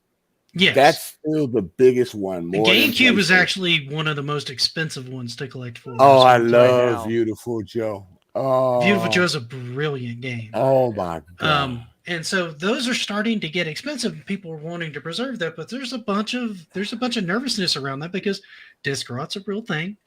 And we talked about Yep. that before on here, and you don't know if it's just the quality of the disc or if it's just a matter of time or if it's a combination of them. Well, and what it's do you not do just- with those as time goes on, right? Well, it's not just disc rot, but the whole reason I don't have a Sega CD is because those lasers were notorious for Right. The crapping out. PS2 had lasers that would die all the time. Oh yeah, The 360 sideways. had disc drives and give you a red ring of death all the time. Why you got to the bring Sega up the CD red would ring have of death? and I'm Why you got to bring red ring of death up, man? Come because on, I man. had That's multiple a horror consoles story. die to it. We all did. And I went out and I bought another one. That's how much I like that console. Oh, you went out and bought it? No, they sent me new ones. Oh no, I bought some of the upgraded ones, man, because that's when they were starting to move over to HDMI and all that. I was all about that upgrade. Oh yeah, I still got my Gears of War one here, so it still works just fine. But no, but he's like, you What- guys leave a poor Sega CD alone. Well, I I mean, think- it had a bad laser too, and the original Xbox laser is kind of bad too. Yeah. I think what we're all trying to say. Most game sales, the biggest growing market right now is mobile, guys. That's all digital. I It's think what we're all trying digital. to say is we want to reserve some of the past, so later on, people can know what we went through. People can appreciate where it came from, and that's the biggest thing that I think these companies are missing about not saving the past. They're I too think it busy comes looking down at to the art future. too. These are all, I mean, even the Atari. Yeah. If you go back and look at Atari and the television, all those, I mean, that's a distinct art style based on the limitations of the cartridge, but Correct. it's a style, right? And it's important to preserve because it is a style. So The NES, the Super Nintendo, the Genesis, the Super Nintendo and the Genesis were vastly different in art style. So was the 3DO, yeah. so was the CDI. All these things had their different kind of looks and feels and art styles that not only influenced people around that time period and said something about the game, but people used them as influences and launching pads for the stuff that they have now, just like the PS1, the PS2, the 360, and forward. So those They've all consoles had- grew with the technology. Right. They've it all wasn't for had them- influences. Now you're looking at hyperrealism, but eventually you're seeing it in the indie scene too. There's been a lot of callback to the 16-bit and 32-bit era, particularly sprite-based graphics. You're seeing the N64 being dipped back into as far as an art style goes, because you're seeing And games less with that broken art style. games, and less broken games too. Yeah, and well, We these are had our passion few little projects. problems. We had our few little problems back then, but they're not as broken as games are today. It's no, not. even close. Yeah. So Panda, in your scenario, Yeah. which I think is a great scenario, how are those games delivered to people? Is it just simply streamed? It would have to, because I mean, once you get to, I'm sorry, Mike, continue. Well, no, and the reason I'm asking is because you have to somehow be platform agnostic in that way. That's exactly, because so I mean, the fact that eventually you're going to be getting into a Series X game in the future, and a PlayStation 5 game in the future and a Switch game, like I would imagine it would have to be a cloud-based streaming type service. You'd have to use something like HTML5 in order to make it work, the newer version of it, because that's what replaced Flash. So you could use that to kind of embed something in there, or give you a portal in to be able to play the game. And Brad makes a good point here. Go ahead. Brad makes a good point in here. He said, let's talk about preservation. Something we've never really had to preserve these games is the hundreds of thousands and millions of recorded hours of streaming of the play experiences themselves. And that's a good point. But there's something different in experiencing the game through watching the game and from being able to interact with the game. True. As well. Those are vastly different experiences. I would say also, too, another outcome that I could see actually legitimately happening more realistically than the scenario I painted is that if everything kind of goes, and I do believe eventually it will, eventually goes the way of a Game Pass type idea, then it would be nice to see, for instance, let's take Capcom, that Capcom, when it has inevitably its own streaming channel, that it has all of its old games, and that each company has all of its backlog accessible. That's another way that we can have game preservation. It would be all islanded off in different sections, but at least there'd be some preservation happening, and there'd be a more likely chance that maybe they'd be able to get those old movie license deals to come and work again on their platforms. And there've been a lot of people that have gotten cards and stuff like that sent in them to be able to pull the ROMs off to basically be able to store them for that kind of preservation, but they're not accessible necessarily because of the legality of that, right? Well, and they got to get rights for everything. Well, and the problem, one of the biggest components to this, and as much as I love Nintendo's games, they're the worst when it comes to this. Like, they didn't want anybody playing these things unless they're the ones offering it to you. Sure. And even they don't really want to offer it to you. And then they get pissed when people want to emulate it. And I'm like, then offer it.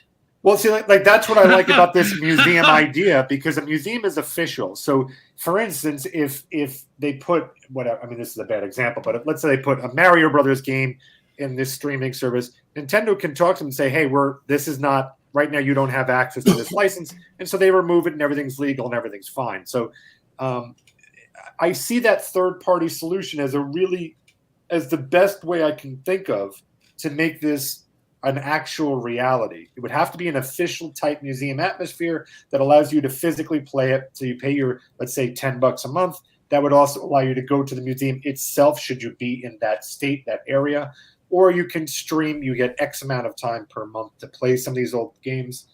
To me, that's the most realistic, feasible answer to this problem. But they even get mad when you stream it and you're playing on the original console, and you set it up to stream it on your PC, and Nintendo still gets mad. Well, yeah, they just love being angry, Nintendo. Yeah.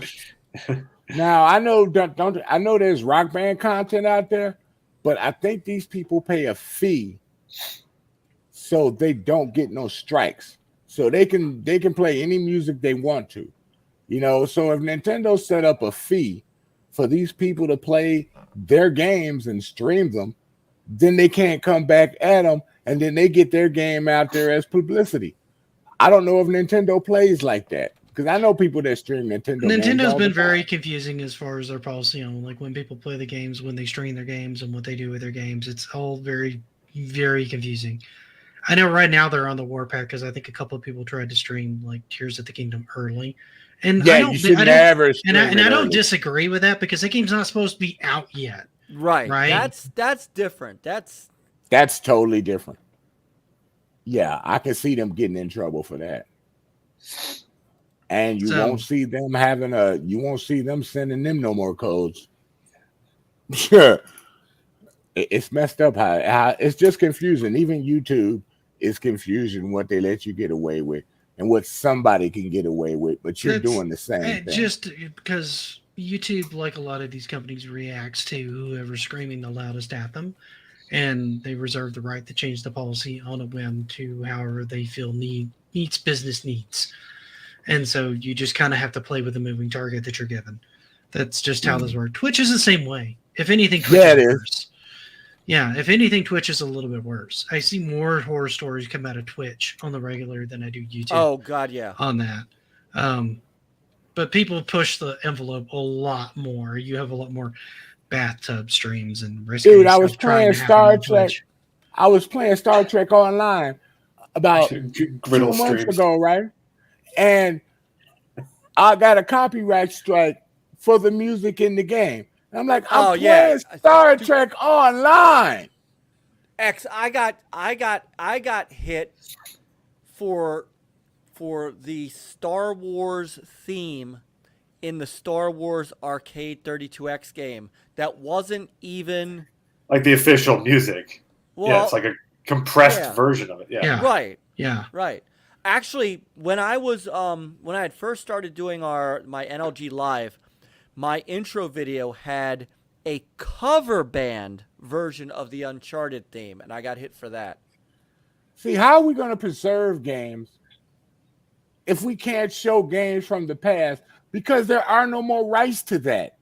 Because some of this comes down to where things have gone with modern music. If you do unique music, like Hi-Fi Rush is a good example of this. I haven't beaten this game yet, but it's got 2 soundtracks, right? It's got the licensed soundtrack, and then you've got the kind of custom soundtrack made for the game that doesn't have like the licensed music in it, right? And so that's a way around that, but that's a more modern solution. You've got stuff like Crazy Taxi and Tony Hawk's Pro Skater. Right, I remember the Crazy Taxi. Just have tons of licensed music that game doesn't exist in that form anymore because they don't have the rights to those tracks anymore, right? You don't even see the KFC there, the Foot Locker there no more. I'm like, right. What happened to that? No, you can't because you can't. And so Nick, you were playing with us Back for Blood. Remember we went into that restaurant that had the jukebox. And I remember that. They were doing you got flagged song. on that. I got flagged on a song that was I forgot what the song was. It was by a cover band, and the song didn't even sound like the song. I couldn't even place that track, and it still got nailed. I remember what I was streaming that it said I couldn't play. I was trying to stream the original Prey, not this new crap, the original Prey. And he said, that's when it said this game does not have the rights to or can't be streamed. And I'm like, what? And I turned the music down ahead of time. And Rabbi, I agree with you on this. At least being able to see the gameplay is better than not having anything. I think going back and experiencing some of these is part of that experience and part of that history. And I think there's still things to be learned from that era, right? Like things that we don't use anymore that people can go back and look at that and go, okay, I like how this works, but I don't necessarily like this or this. And they can pick and choose pieces of that because you've got so many consoles now with so many different thought processes on this and ways of doing this that you can kind of experience a good breadth of what we've been able to do and what we might be able to do in the near future from what's already there, right?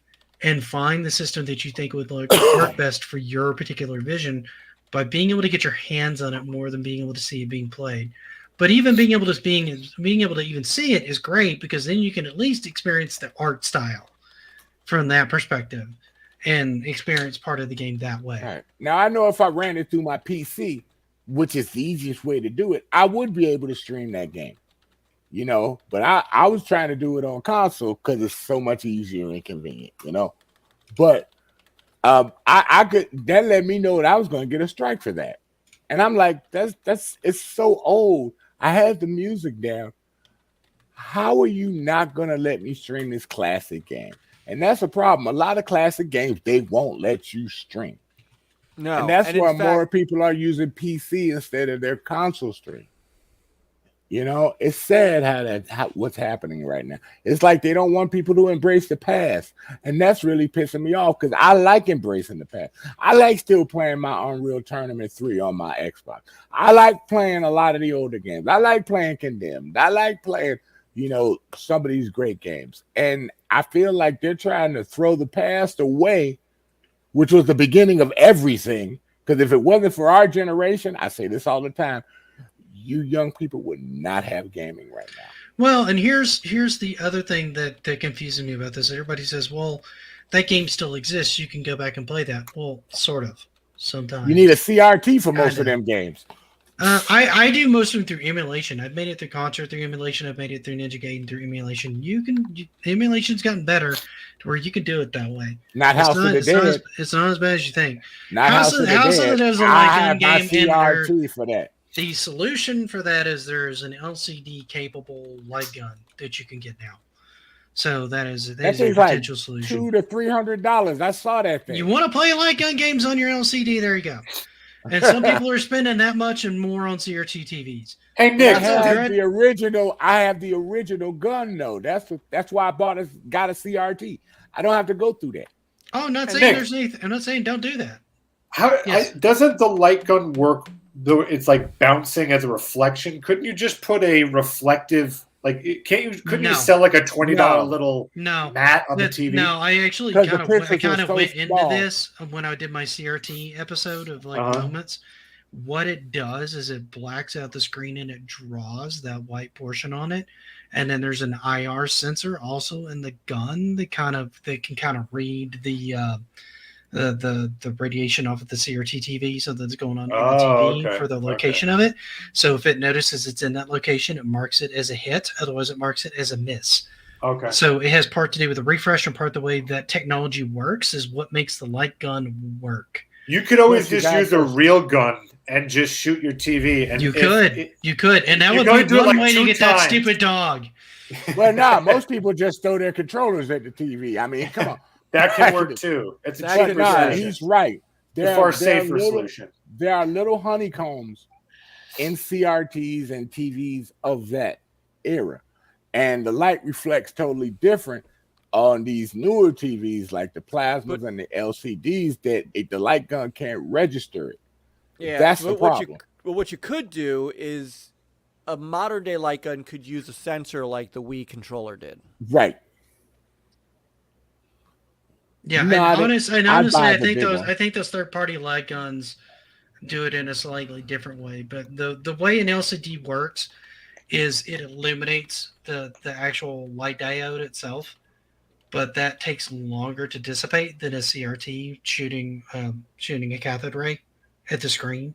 Right. Because that luminescence that's on the screen, that luminescent film that's on there, doesn't hold the residual light as long. That's why you have the 90 hertz and whatnot, and that's why it seems so much faster. It's because it's doing it all in analog real time. There's no processing, there's no delay. So since we're still on this category, this actually counts. Preservation. Where are our old light gun games? Where are they at? They got modern light guns that'll work. The only way to work those, then the best console to do those, honestly, was the Wii. Yeah, would be to bring those into the Wii. That it did a bunch of good stuff with light guns. Yeah, but that was the big resurgence of light guns there. With the newer light guns, if they could get them down in price, they could put them in a package where you can play them with your newer consoles. They're actually, I don't know if you can do that with OLED, but you can do it with the LCD 4K TV. I think it'll work with OLED too, because OLED works in a similar manner. It's just individual pixels you're lighting up, not a backlight, right? Right. So it's a similar enough technology. I'd say the hardest, no matter what solution we all come up with for game preservation, what destroys everything, and I believe Rich actually brought this up on our Master Debaters, is arcades. So arcade experiences that are not just joystick and buttons, but an actual, an afterburner or something where you're in a cockpit and your seat and everything moving. Moves. Yeah. Or how do you preserve that? Right, or like Hang On, where you tilt, move sideways with the bike. Yeah. And by the way, I'm glad you brought up arcade, because going back really quickly to the light gun thing, there are light gun games in modern arcades. Like there's a Tomb Raider light gun game. Yeah. That works. And yeah, but what type of screen are they using? It's not a CRT. It would be an LCD screen, man. They're not going to put CRT TVs in. No, it's a big giant LCD or some whatever it modern is, TV. It's a modern TV. So it works. It's been here for about 5-6 years, so I'm surprised nobody's done that for console yet. honestly, I want to finish building my Pi arcade cabinet. I want to build another one for light gun games, and I want to get a couple of those light guns and just load it up with a bunch of light gun games. Oh, like that SWAT game they had in the arcade. That SWAT, game was lovely. Time Crisis, House of the Dead, Hogan's Alley, Duck Hunt, etc. You name it. Oh, Tons of those. my favorite. The other one was it started with a C. It was a confidential mission. I love confidential mission from my That was Dreamcast. that was Sega. That was That was a great game, dude. I love I'm that trying to more than I remember. like Time Crisis because there was a story involved with it, and it was a really good story with confidential mission. You know, bring something like that back. You know, that'd be a good game to bring back. Right. No, I think they could probably do that with the current technology. Just nobody's really been invested with it. And I think if you're going to see light gun style games come back into play, you're Mhm. probably going to see it more in the VR space because that's probably the most modern solution for that kind of thing. Yeah, but I Quite like the frankly. immersiveness of having two guns, you and your friend or my kids shooting each other for the biggest score. You know what I'm saying? Or just Yeah. trying to survive the game. I'm just saying, if you're going to modernize that, that's probably where people's headspace is going to go. They're not going to go for that in-person co-op any more than they do it with like Halo and anything else now. That's another thing, like the couch co-op kind of thing has kind of gone by the wayside. You And don't. they- You stand when you use a light gun. I don't ever sit down when I use a light You know, gun. it would be a real fun place that you could do some of this stuff. Actually, I just thought of it. This would include light gun, and it would include some older arcade. Is actually VR. VR would allow you to do some of those old light gun games, and it would allow you to do some variation of. I think there's been some variants of that made. I don't Yeah, know they've if been- the legality of those, but I think I've seen some of those. Well, I'm trying to figure out legal ways that companies could try to come together and give that experience where you may not be able to do it on modern hardware. Like I do know, for instance, the PS5. I'm not sure if the Series X. It wouldn't surprise me if they do, but the PS5 does have a motion control thing that does work fairly well. You It could. tracks it. Not Yeah. what? Does And the Series X have that too, Mike? No, and in fact, I will up the ante on that motion controlled DualShock 5. It is the only way that I'll play Gran Turismo 7 because Okay. it is that we motion controls to Yeah. the wheel are that good. Yeah. Well, I So don't you have could to work use with sort that. of something like that too as a light gun sort of. I don't have to worry about that, Mike. I got a real racing rig that I'm sitting on, so I don't Well, have yes. to go through all that. No, you do not. Mike's seen my rig. Yeah. So Brad brings another point. Another thing, we don't have a realistic count of how many video games even exist.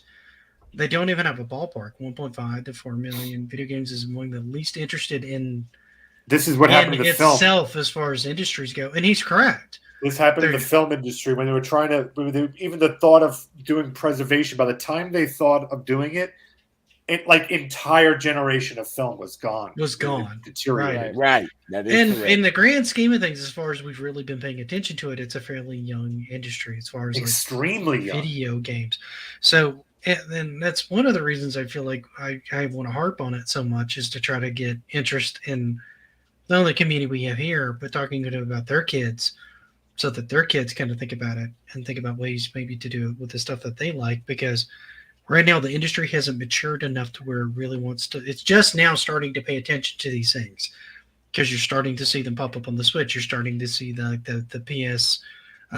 PS Now, and Xbox has been embracing it since the original Xbox, moving a Right. lot of their library forward. So it's been a more recent phenomenon of them paying attention to what's there and what they have and trying to preserve it in some form or another, right?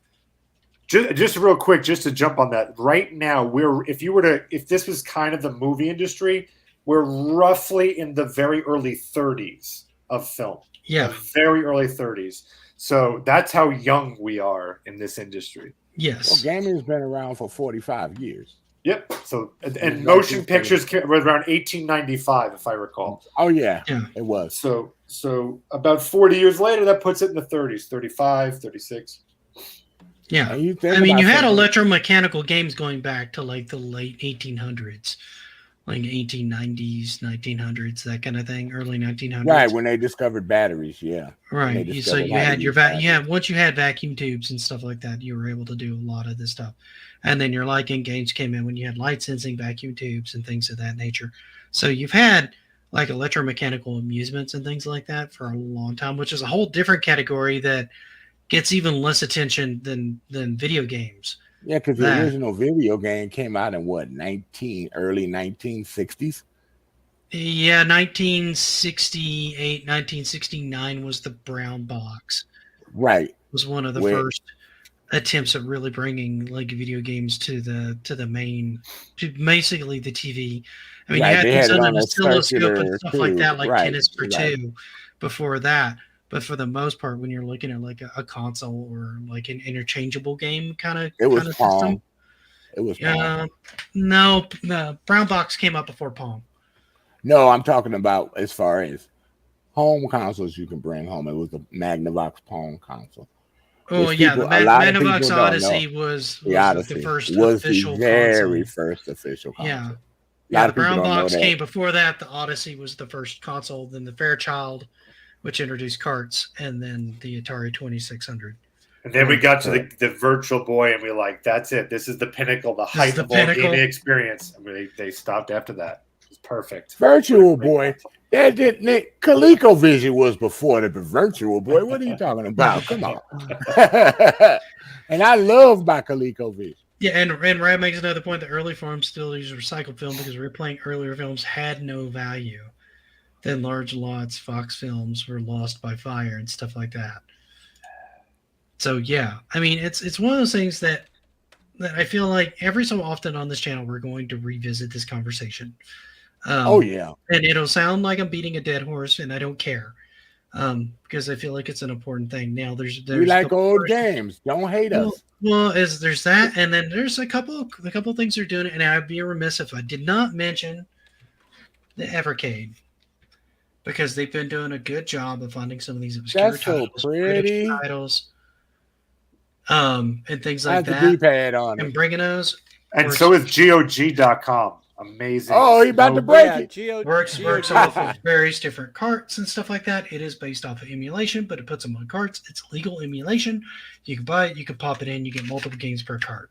So That's it's nice. another way of them kind of working in preservation, selling these things in collection, and it's a good way to kind of discover games you may or may not like on some of the ones that you may not have ever even seen before. Because I found tons of games that I hadn't even seen before.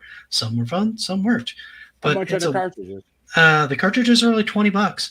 They come with anywhere between like 2 and like 12 games a piece on them, depending on the type of How game. much is the system?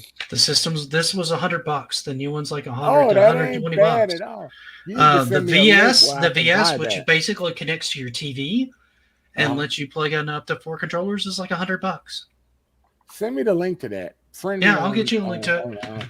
on- It's got a bunch of different stuff on it. Just depends on what you're okay with in the collections. But it's a neat ecosystem that's using emulation in a way to be able to give you collectible carts with manuals. The carts are numbered.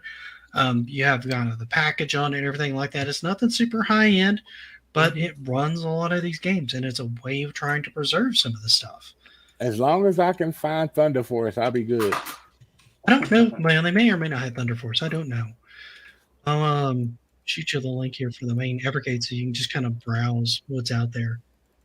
I'll put it in the private chat. But as far as this goes, because we're closing in on 2 hours, so we should probably wrap this conversation up for the evening. We are. Yeah. Oh, Yeah, we're time almost flies there. when you're having fun. No, Time this comes by quick. stream always kind of goes quick on me. I always lose track of it. Of course, we lost an hour of our conversation to. We meandered a lot for like 40 minutes, and then we talked handhelds for 20 minutes, which could be an episode on its own. And then, which we did actually do a handheld episode at one point. Because I've got some stuff on like early handhelds. The more you dig into my channel, the more you're going to find some weird stuff that a lot of people don't cover. So yeah, if you're looking for weird stuff, my channel's got some of it. I believe I came It's up with there. a number of solutions this evening that have solved all of our problems, and you're all welcome. That's what I'll say. The So you're Virtual all- Boy is not the solution, sir. No. Come on, man, work with me.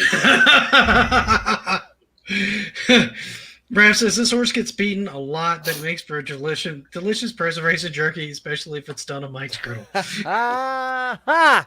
Thank you, Rab. He loves that griddle so much. He really does. It's ridiculous.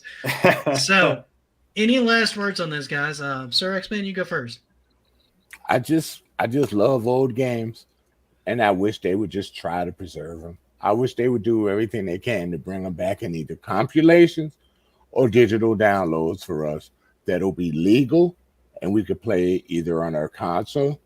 I'm going to throw this out there. Game Pass or some type of Game Pass. So, yes, I hear it that way in my head all the time now. Yeah, I can't not. I can't hear it any other way now. Nah, let me show you how to Game Pass. There you go. That works. You got a better voice for it than I do. I know, but that's my dream. I love playing the new games sometimes, but I love playing my old games even more. And sometimes I can get some of my friends to come in and get the game and play with me every now and then on console, man. It's fun. We even play on PC some of the old games. I just wish they would get back to keeping our roots around. Letting some One of the might say young our people- retro Roots. Yeah. Very How well is this? done. Keeping a retro gamer happy with his roots. See, he's not gonna say it. That's just rude. All right. I'm gonna do this in the lemon voice. RetroRoots. There we go. So, Well, yeah, that's just That my works. dream, man. Bring the old games where newer people can experience. Because a lot of people don't know, they don't understand, and why we so harped about the older generation.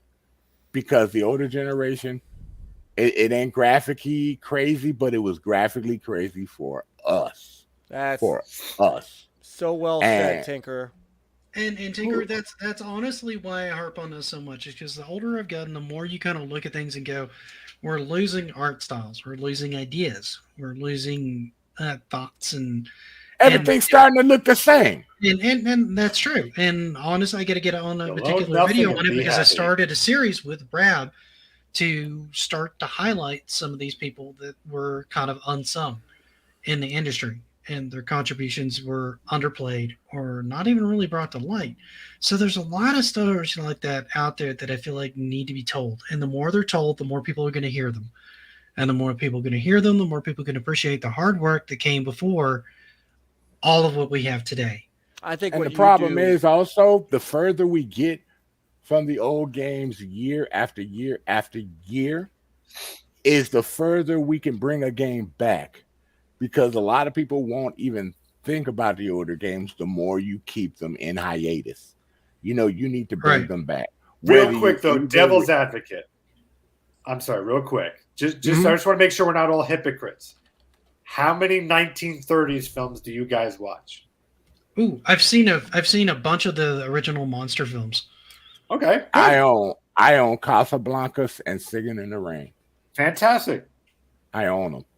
So So you're seeing a huge benefit to going back and looking at some of those Yeah. older titles. Yeah, those I'll, older I'll titles. be yeah. honest. I The original, love both the of them. original Some of my Dracula.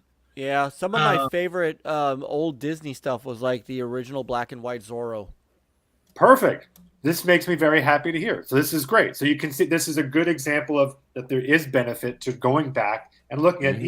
even in all art forms. Mhm. My in film, favorite you name movie, it. since real quick, my favorite movie of all time, though, is Shane. That's my favorite movie of all Shane. time, is Shane. And I love Shane. Shane, come back, Shane. Mom's waiting for you.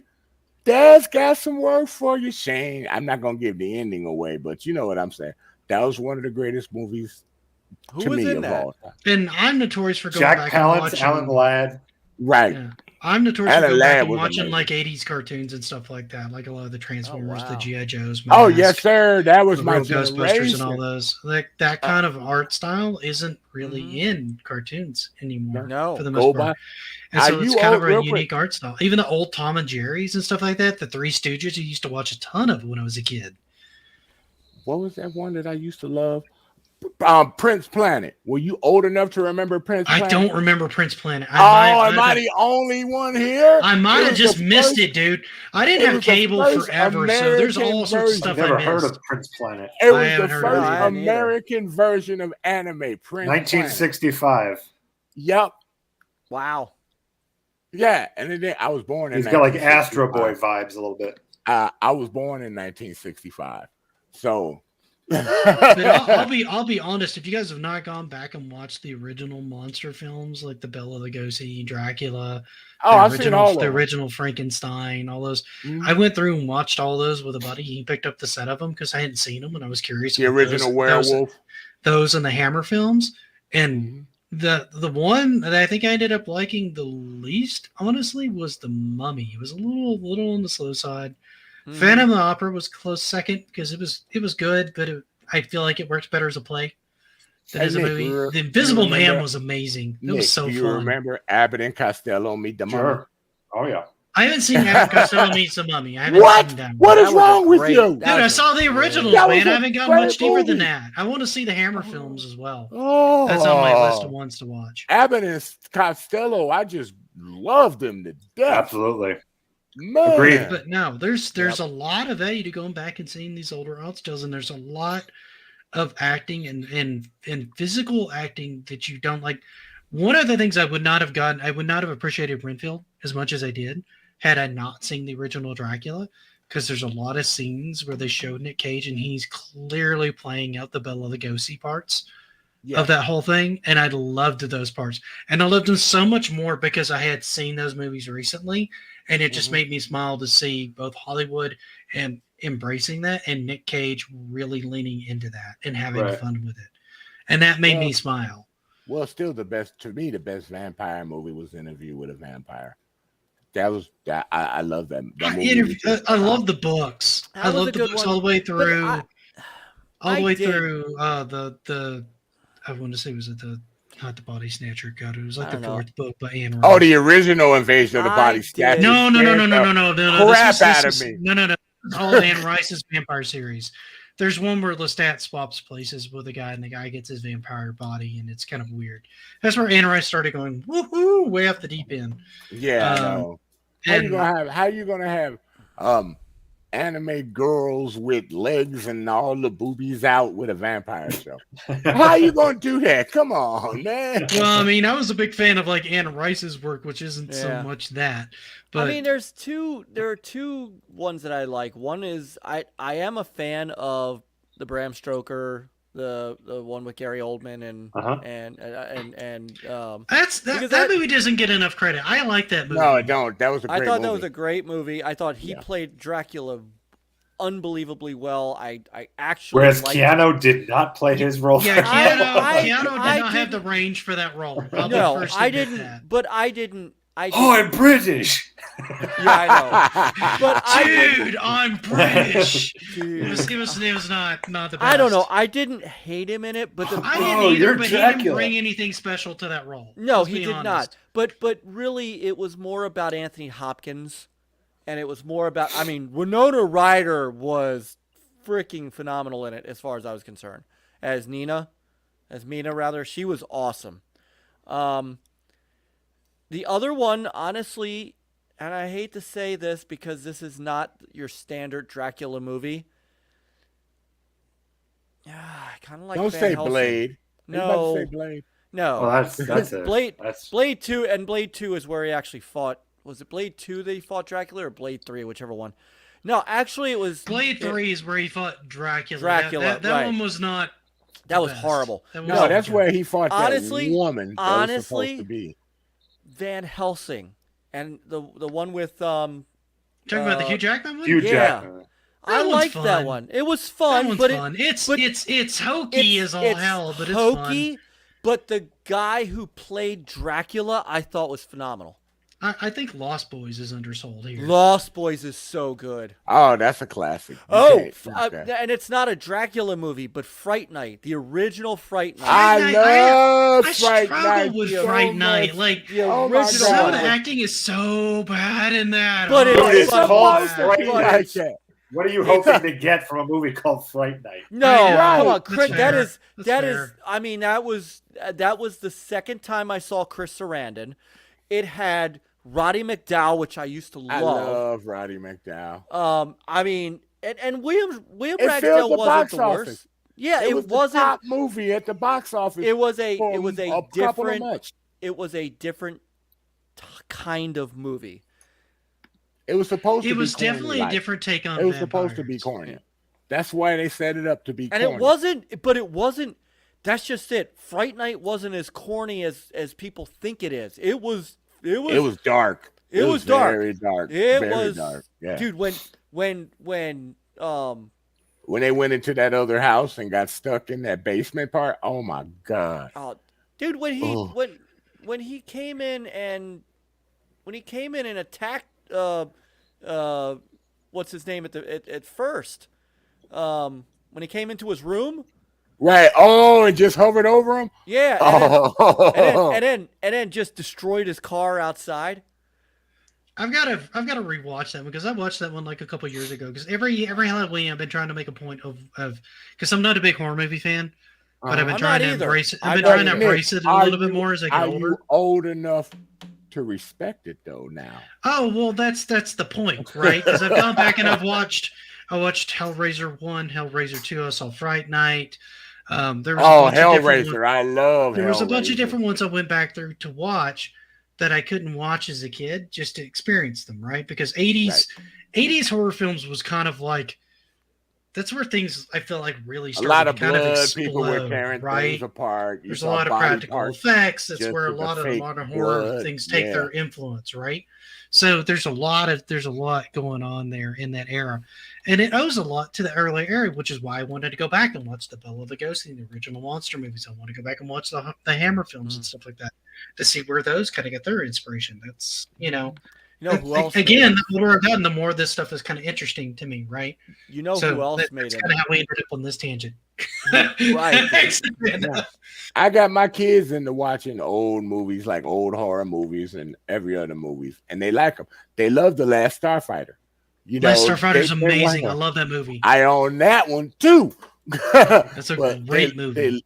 They love that movie, man. Goonies is a So- classic to me. I can sit down and watch Goonies almost. I could. Oh, I Goonies. watched I love Goonies, Goonies. but I never felt Goonies.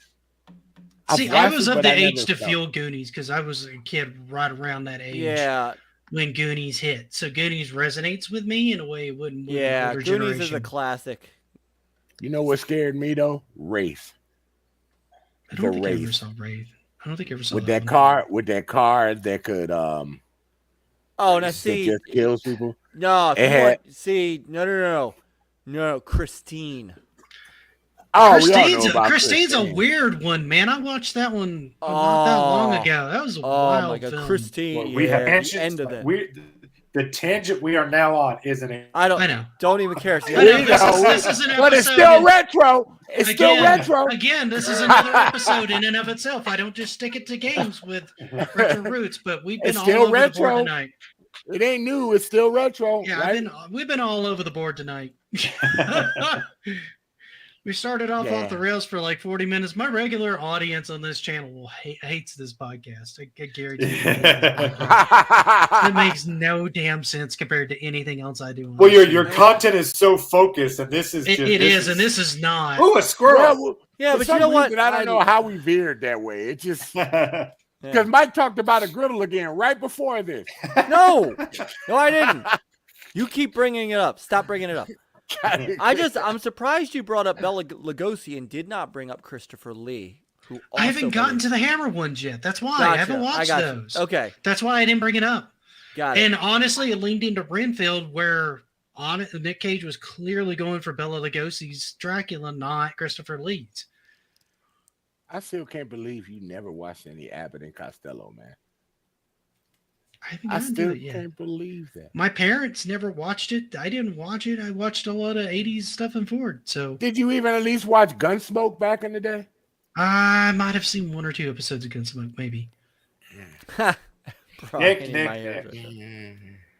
I know. Anyway, we should wrap this up. Last thoughts, people. Yeah, let's wrap it up. We've already gone to Sir X-Man. Let's go to Panda, who derailed us last time into this other 40-minute tangent. I didn't derail you into You this. did. You absolutely did when you How? talked about the 1930s movies to not be hypocrites, and that got us on this whole thing. And we're not Right. talking Maximum Overdrive.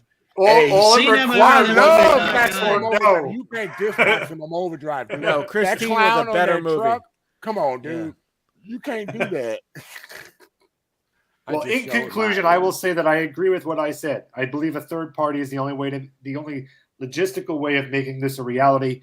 It has to be some kind of museum type service. That this is the only possible feasible way I can see that we have any shot at having game preservation, because it'll be harder to go to a console, because then you're going to get into licensing issues and everyone's going to fight over it. A great case in point is GoldenEye, to see just what a hellhole that has been to try and a nightmare to port.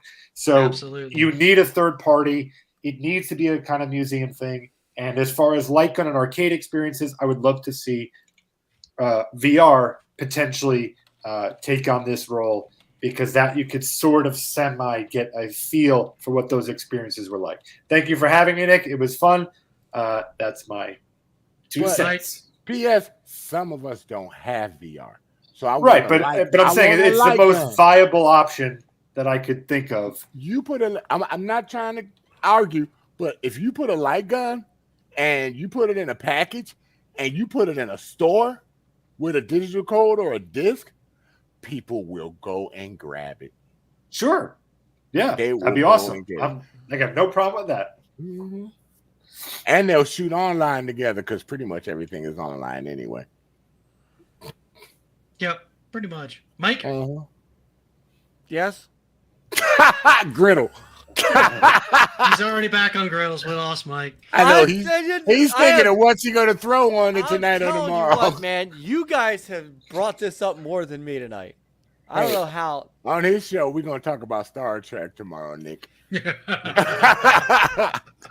The hell we are. I can't do that. I can't do. I forgot, what are we next level talking gaming about? tomorrow. I got a concert tomorrow. I'm going We're to. wrapping up Enjoy the yourself. Who you game going to preservation, see, real quick? Mike. Oh, okay. The Warning is coming in along with Plush and I don't know what the hell they're doing. Unholy Wars. Oh, cool group. So it should be a fun concert. Yeah. Don't get too drunk. Oh. No, I'm not gonna get. I don't get that drunk in public. Besides, I don't serve anything that's really all that good. They water all that crap down. Okay, Mike, you can go now. Go, Mike. Games should be preserved. Okay. Great So point. deep. What a good way So to deep. What a good way to wrap this up. You're my hero, Mike. You're You my did it, Mike. hero. You did it. Game. Nice try, pass. nice try, Big Block. You're not. I good. like game. Thanks, guys.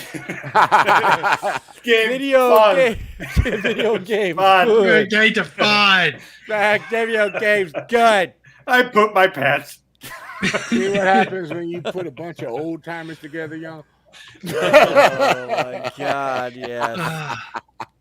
No, you're not doing this to me. The Big best thing Block. I can say, Not guys, answering. is contribute your spare games to some place that you think is going to preserve them, support efforts to preserve video games, and show them to your kids, and teach them to appreciate some of these games. I know some of you guys in the community already do that. The more we do that, the more we're going to kind of keep some of that alive, and the more we're going to be able to learn from not only the victories that we've had in the past, but the pitfalls we've had in the past. So hopefully we don't make the same mistakes moving forward. That's the point of history. That's why it's there. You don't erase it, you embrace it. Hey, That's put it. that on a t-shirt. Oh, that was actually good, too. With that said, thank you guys for hanging out with us. It has been an absolute pleasure. The chat absolutely makes this podcast what it is, and so we appreciate every single one of you guys, whether you pop in for 2 minutes or if you stay the whole time. So please come back the week after next and hang out with us again. And until then, happy gaming. Play on, gamers. Have fun. Play on. Get you some retro in. Game's right. fun. Games are fun! Video games. Good. Ah, Games are good. And Zombie's got a point here. Absolutely, because of his collection, his kid is learning to appreciate And he this also said- technology. There you go. He also said Teleroboxer Rules, which is a Virtual Boy game. He is correct. Hey, Can't say Rav. I still beat my kid in Power Stones when we fire it up. So There you I go. don't want to hear. There you Rav, go. there you go. Rav said Mike drove it home with conviction. That's He right. Games are good. We should preserve games. Preserve games. Go play game fun. Bye, guys. Gang, fine. I grabbed my pants.